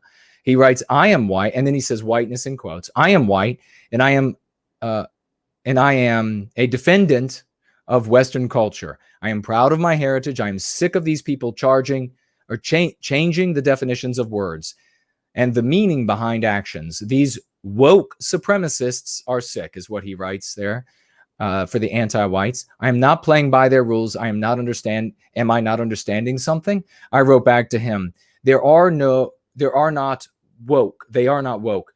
You need to stop using their anti-white concepts. They are anti-white. They practice anti-whiteism. Westmen produce Western civilization and Western culture. We do not produce whiteness. Furthermore, we do not have the power to redefine their concepts. Whiteness is part of their anti-white narrative. If you use their terminology, you legitimize their ideology, anti-whiteism. And you want to know where that came from? That was Tim Murdoch. If you use their terminology, you legitimize their ideology. There you go. For the guy who is supposed to be so arrogant or whatever, I will hand out credit everywhere it goes. And if he's light enough, I'll carry Tim around on my shoulders. Pilgrim 42 writes, from the perspective of the anti-whites, wouldn't the eradication of whiteness necessarily entail the eradication of whites? Pretty sure that is the case. I wrote back, yes, it does mean white erasure, but we do not take the names they give us. Remember, you never give the victimizer, the name of their taking, and you never adopt the names of their giving.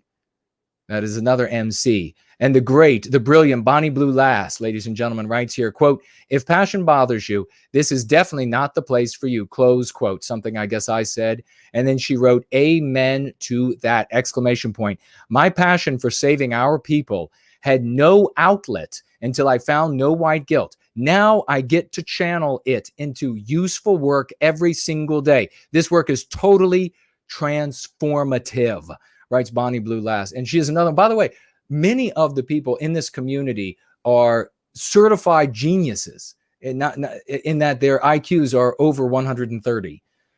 And then we have from Jay. Jay writes here, it's been a while since I reached out. I really enjoyed the last few streams, especially the one tonight with Rebecca, who seemed to be very receptive of the Going Free lexicon. My son will be born in September, and I'm looking forward to it.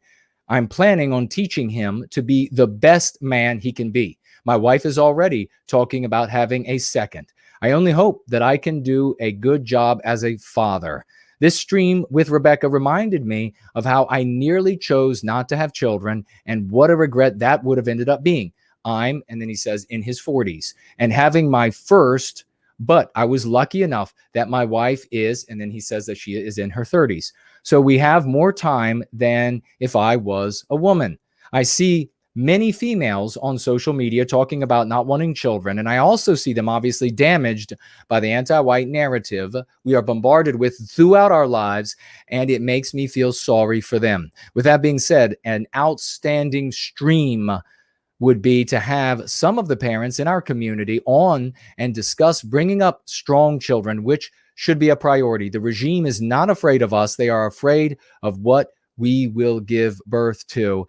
And then parenthetically, this was on a Black Pilled stream I heard a few weeks ago, which I consider to be a good take. And then Jay goes on, I'm glad that I have seen a lot of mainstream pushback against critical race theory, which is the entire base of the entire anti-white narrative. I can feel the change is coming even in my personal life. I've never been more positive about the future, writes Jay. He goes on in a final paragraph. With regard to the last time I emailed you about my, should I say, okay, his, I'll just say mixed martial arts background, I would gladly stand shoulder to shoulder with you to do what is necessary. I would rather it be me than my son who has to do it. There is so much more I would like to say, but I will keep it short, Jay. God bless you, brother. And do this. Let's cross our fingers and do everything we can to prevent there from ever being any violence that we would need to defend ourselves physically from anti-whites. But in all ways, in this oratorical battle, and if we ever had to defend ourselves against a physical attack, because we will do that if we're physically assaulted, we're not going to allow anti-whites to physically beat us, then it is my deep honor to be able to stand shoulder to shoulder with you, especially somebody so magnificently trained in these various arts. And thank you so very much for being the man that you have to be for your husband and for your children. Happy Father's Day to you. Thank you for writing in today. Oh, the other thing I had to mention, I almost forgot. We just got in a giant collection, ladies and gentlemen, of Eindolins, and they will go up on the NoWhiteGuiltCollectibles.com. And this is the Mark of the King from Prometheus Rising, the Mark of the King. And you too will be able to have yours by way of the NoWhiteGuiltCollectibles.com in the next few weeks. They're looking marvelous. Let's get a big round of applause for the great Peace Craft and anyone else who may or may not have participated in the creation of these beautiful Eindolins from Prometheus Rising. And it's the same image that you see on numerous works of mine over the years. I think we're good everywhere. So I will see. Let's see. Okay, so Baldor from now on in the future. Mr. V is there. He's ready to talk. We have 15 minutes. I don't know if we have anybody else to talk, but Mr. V is excellent. We'll have him on the phone right now, and we're placing the call. Hey, brother. There he is. What's going on, brother? I'm doing really well. Watching the show, it's a blast, and I'm glad that you picked up on this Karlyn lady. I should have known that you'd be on top of it, brother. But when I first came across that video of hers, it was beautiful because you go in the comment section, she's got a bunch of downvotes, and everyone is using anti-white more than before. And this is the beauty of the lexicon. They're so stupid that they end up using it. It's amazing. I love how dumb anti-whites are. It's wonderful. How are you, brother? I'm ecstatic. So many good things are happening, things that we can talk about, things we can't talk about. We got the Dixie Fest coming up. We got the shipment of the Eindolins in. We've got Antiwhiteism, as you said, being used everywhere. Mainstream. We've made it happen, and we're keep pushing it. We're burning down these faux leaders, Republicans, they call themselves, conservatives, they call themselves, all of this garbage, anti-whites. We're demonstrating to all of their followers that they are leading them to perdition, as they've always led our people to perdition. And then a lot of things going on in the background with the OE and a talking with more and more people that are taking note of the successes that we are having. It's to have a new thing, as you know, to have something brand new makes it difficult to see how exactly it's going to work. Imagine like if you there's a way that we pump for oil, right? And you are a potential investor or potential participant of whatever level. So you can invest $5, invest $5 million. You can participate in working on the equipment. You can participate in all these different ways. And somebody comes to you and says, well, I've got this great new pump.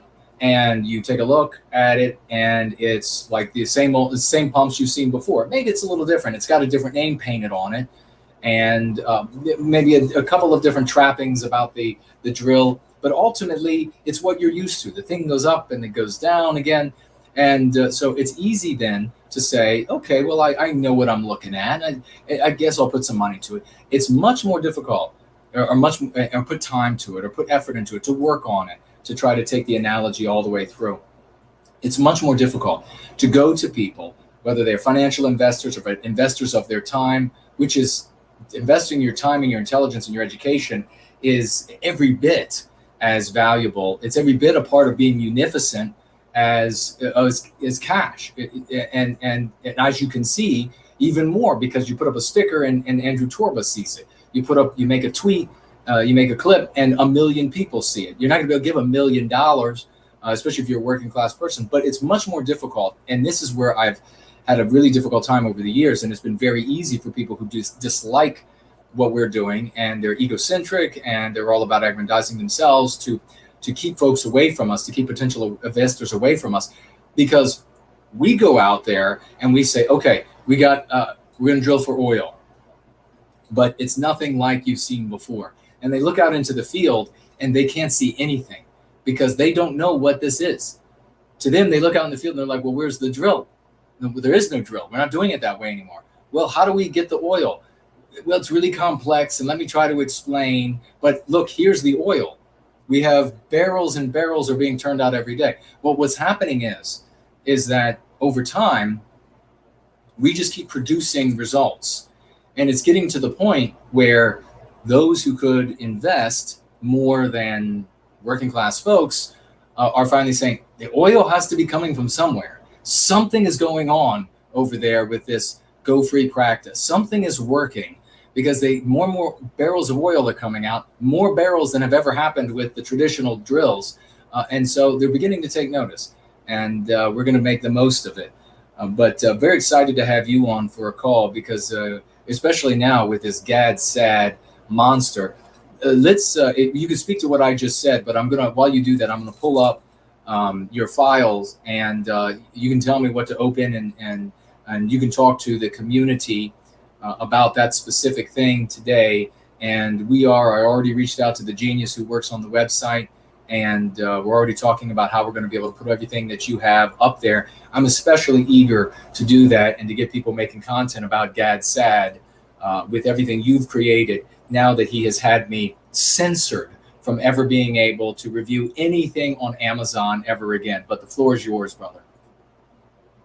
Thank you, brother. At the very least from May 2nd, because I know that's from May 2nd because it's when I recorded the final percentages on the reviews for Saad's book. And ever since then, there have been several hundred reviews added.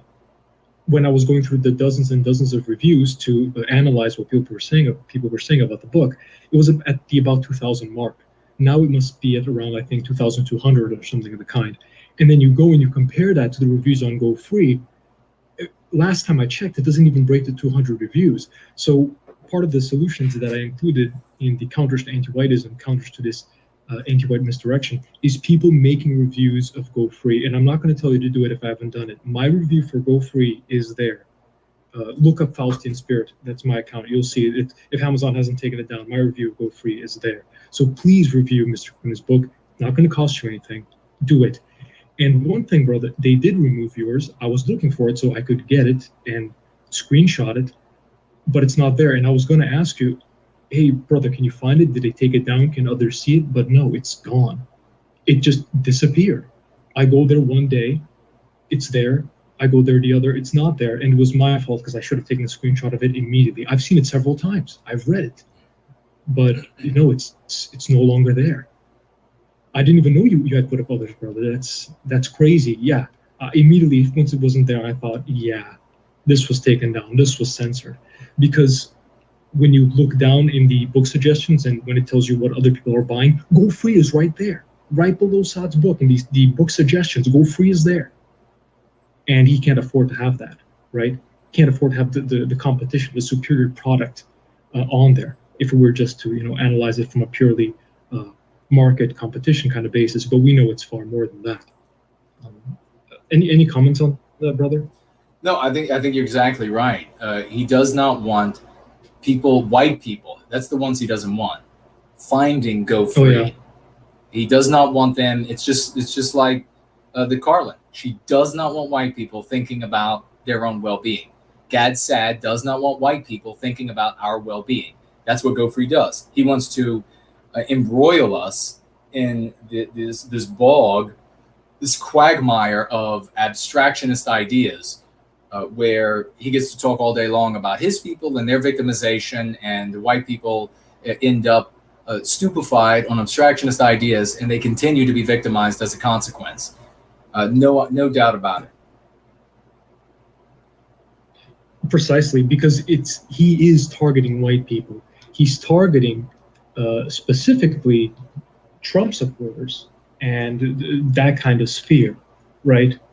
Because he only analyzes what he calls idea pathogens from the left, because he says they come mainly from the left, which once again, that's another part of the misdirection, which was also in the reviews. Many people didn't appreciate how it's left versus right. Whereas in Go Free, we don't care about your political ideology so long as it supports white well-being, so long as you include white well-being as the supreme value in your political ideology. We don't care. I'll read you quickly just to prove my point. He says from chapter 8, page 173, Donald Trump won the United States presidency in 2016 because a silent electoral majority in the middle of America shouted from the ballot box, "We are tired of being patronized. We are tired of politically correct platitudes. We are tired of identity politics and the ethos of victimhood. We are tired of the extraordinarily biased mainstream media." And by expressing their frustration on election day, they won. Now, middle of America, that's code for whites. He's clearly talking about whites, and it's white who's tired of being patronized, right? And politically correct platitudes, just as code for anti-white pretexts and precepts. So he's clearly talking about whites, but never does he say it, never does he make it explicit. It's always about misdirecting away from that, and tired of identity politics. No, they're tired of anti-whiteism. That's what they're tired of. So he's targeting Western kind, specifically people that we would have easier access reaching, MAGA folks, shall we say. Mm-hmm. But of course, he never makes it explicit, and he gives them a ton of highly dangerous abstractionist MPs. It's just chock full of MPs, very subversive, very, very subversive. One quick thing, brother, because I've been working on that infographic that I told you about, so I'm just going to post it. It's not complete yet because I want to make some adjustments, and I have to fill it in. Okay. But let me just show you.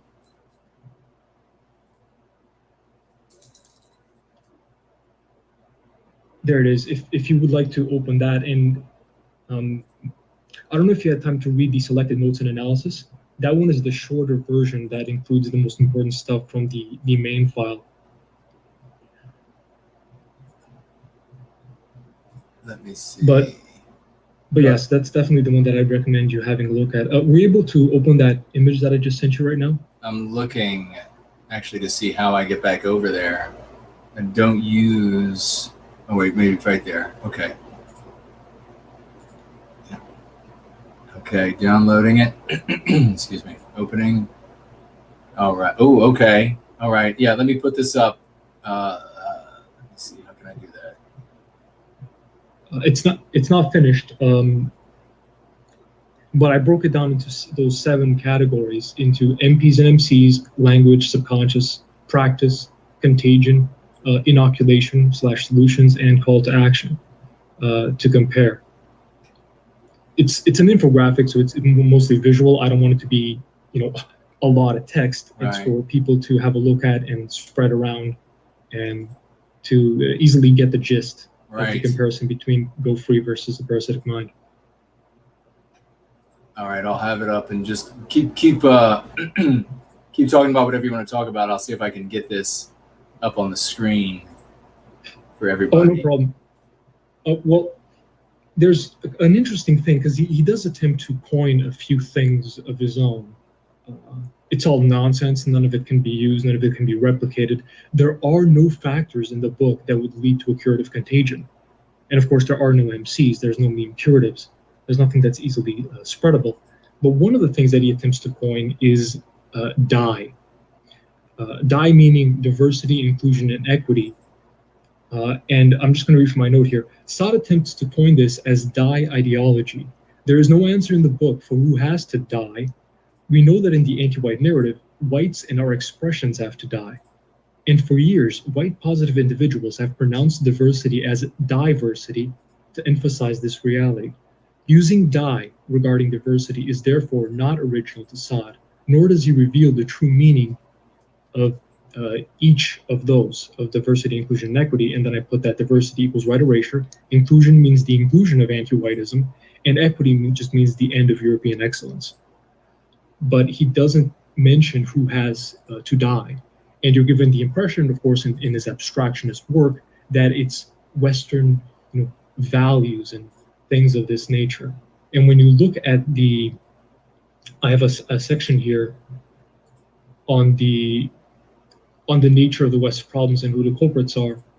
This is from the book, what he says. The West is currently suffering from such a devastating pandemic, a collective malady that destroys people's capacity to think rationally. Unlike other pandemics where biological pathogens are to blame, the current culprit is composed of a collection of bad ideas spawned on university campuses that chip away at our edifices of reason, freedom, and individual dignity. This book identifies these idea pathogens, discusses their spread from the universities to all walks of life, including politics, business, and popular culture, and offers ways to inoculate ourselves from their devastating effects. So first of all, abstractionism, bringing it to ideas. Second of all, there's also a misdirection there about the origin of these so-called idea pathogens, which he puts it to the university. That's a complete misunderstanding of where anti-whiteism comes from. Not that he mentions anti-whiteism at all. He doesn't, right? Because it would interfere with his thesis. And then that chip away at our edifices of reason, freedom, and individual dignity. So abstractionism, and then when he references individual dignity, what he means is denying whites brotherhood. That's what he means. He means further deracination, further pushing of pathological individualism, shall we say,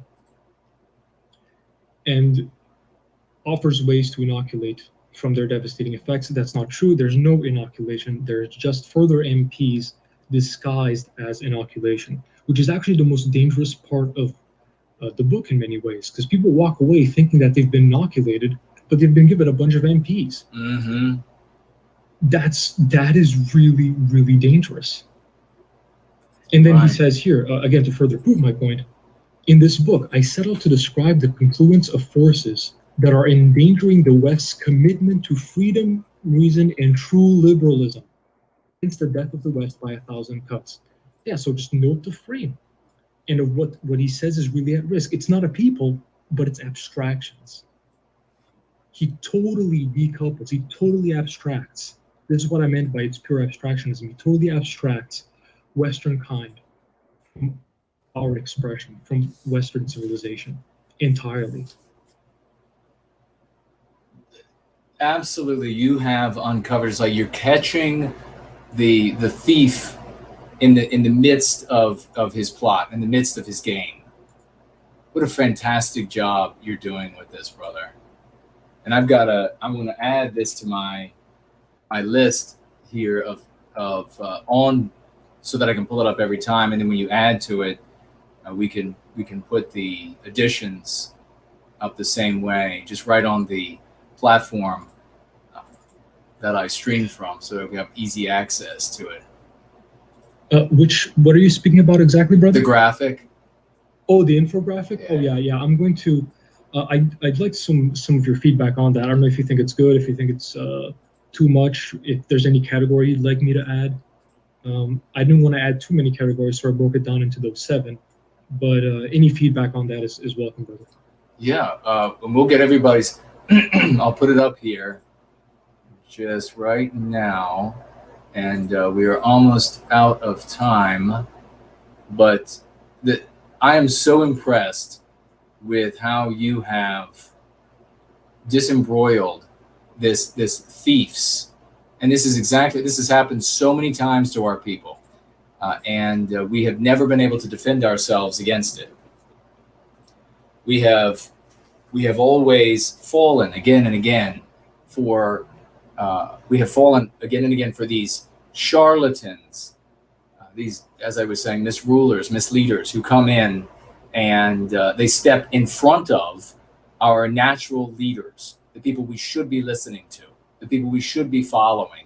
And they say, no, it's not about what is obvious. It's not about what is in your best interest. It's this other thing. It's all of just these ideas, and they lead you astray. They lead you off into this forest of decay and death, and our people are lost there forever. They lose every single time. And then the way these individuals defend themselves against us, the way they maintain where they are ensconced in the body of our people, these anti-whites, is by censoring us, silencing us. And we see both these anti-whites, Gad Sad and this other Bershenko, doing the exact same thing, getting defeated in the argument, defeated in morality, defeated in all ways, and immediately calling for censorship. Shut them down, fire them from their jobs. Let's get some attention on this guy by the news or by the media, by the mainstream media, sending out clips that she's going to make. Folks, this is the infographic. If you have any ideas about improving this, you like it, you don't like it, next week we're going to have a lot more time with Mr. V and all of the callers who want to call in, and we will address it at that time. Any final thoughts, brother, before I let you go, as we are running out of time? Well, thank you, brother. Very quickly, yeah, the wave isn't just random. It's because of what you mentioned about each one of us being a piece of H2O and us making up the wave. And then I use the Eindelen there as part of symbolism. So yeah, if anyone has any thoughts on that, of course I still have to fill it in. I'm going to keep it brief and concise, but try to pack as much as possible into each one and compare. And people will be able to, people who don't know what we're talking about will be able to see just how pathetic, frankly, that's the only word, the parasitic mind is, and how impotent and poisonous it is compared to Go Free. Go Free is so powerful. One of the things you said there, brother, before we end the call, you said they don't know what it is. 100% true. This is one thing I've really noticed in the white sympathetic sphere. They don't know what Go Free is. They've never heard about it. They've only heard it in passing, and they have no idea about the crazy amount of wins that we're having in the Going Free community. And the issue too is that the credit then goes to those, as you said, traditional drills. They think, oh, we're getting all the success. It must be because of the traditional drills. We're breaking through, and they have no idea where the success is coming from. Now, this is dangerous because they mistake those impotent, ineffective, and quite frankly, anti-white approaches to achieving white well-being for success. Mm-hmm. Meaning they're going to be in the same cycle. And we can't have that. We got to tell these people, no. This is where the wins are coming from. It's because they're coming from here.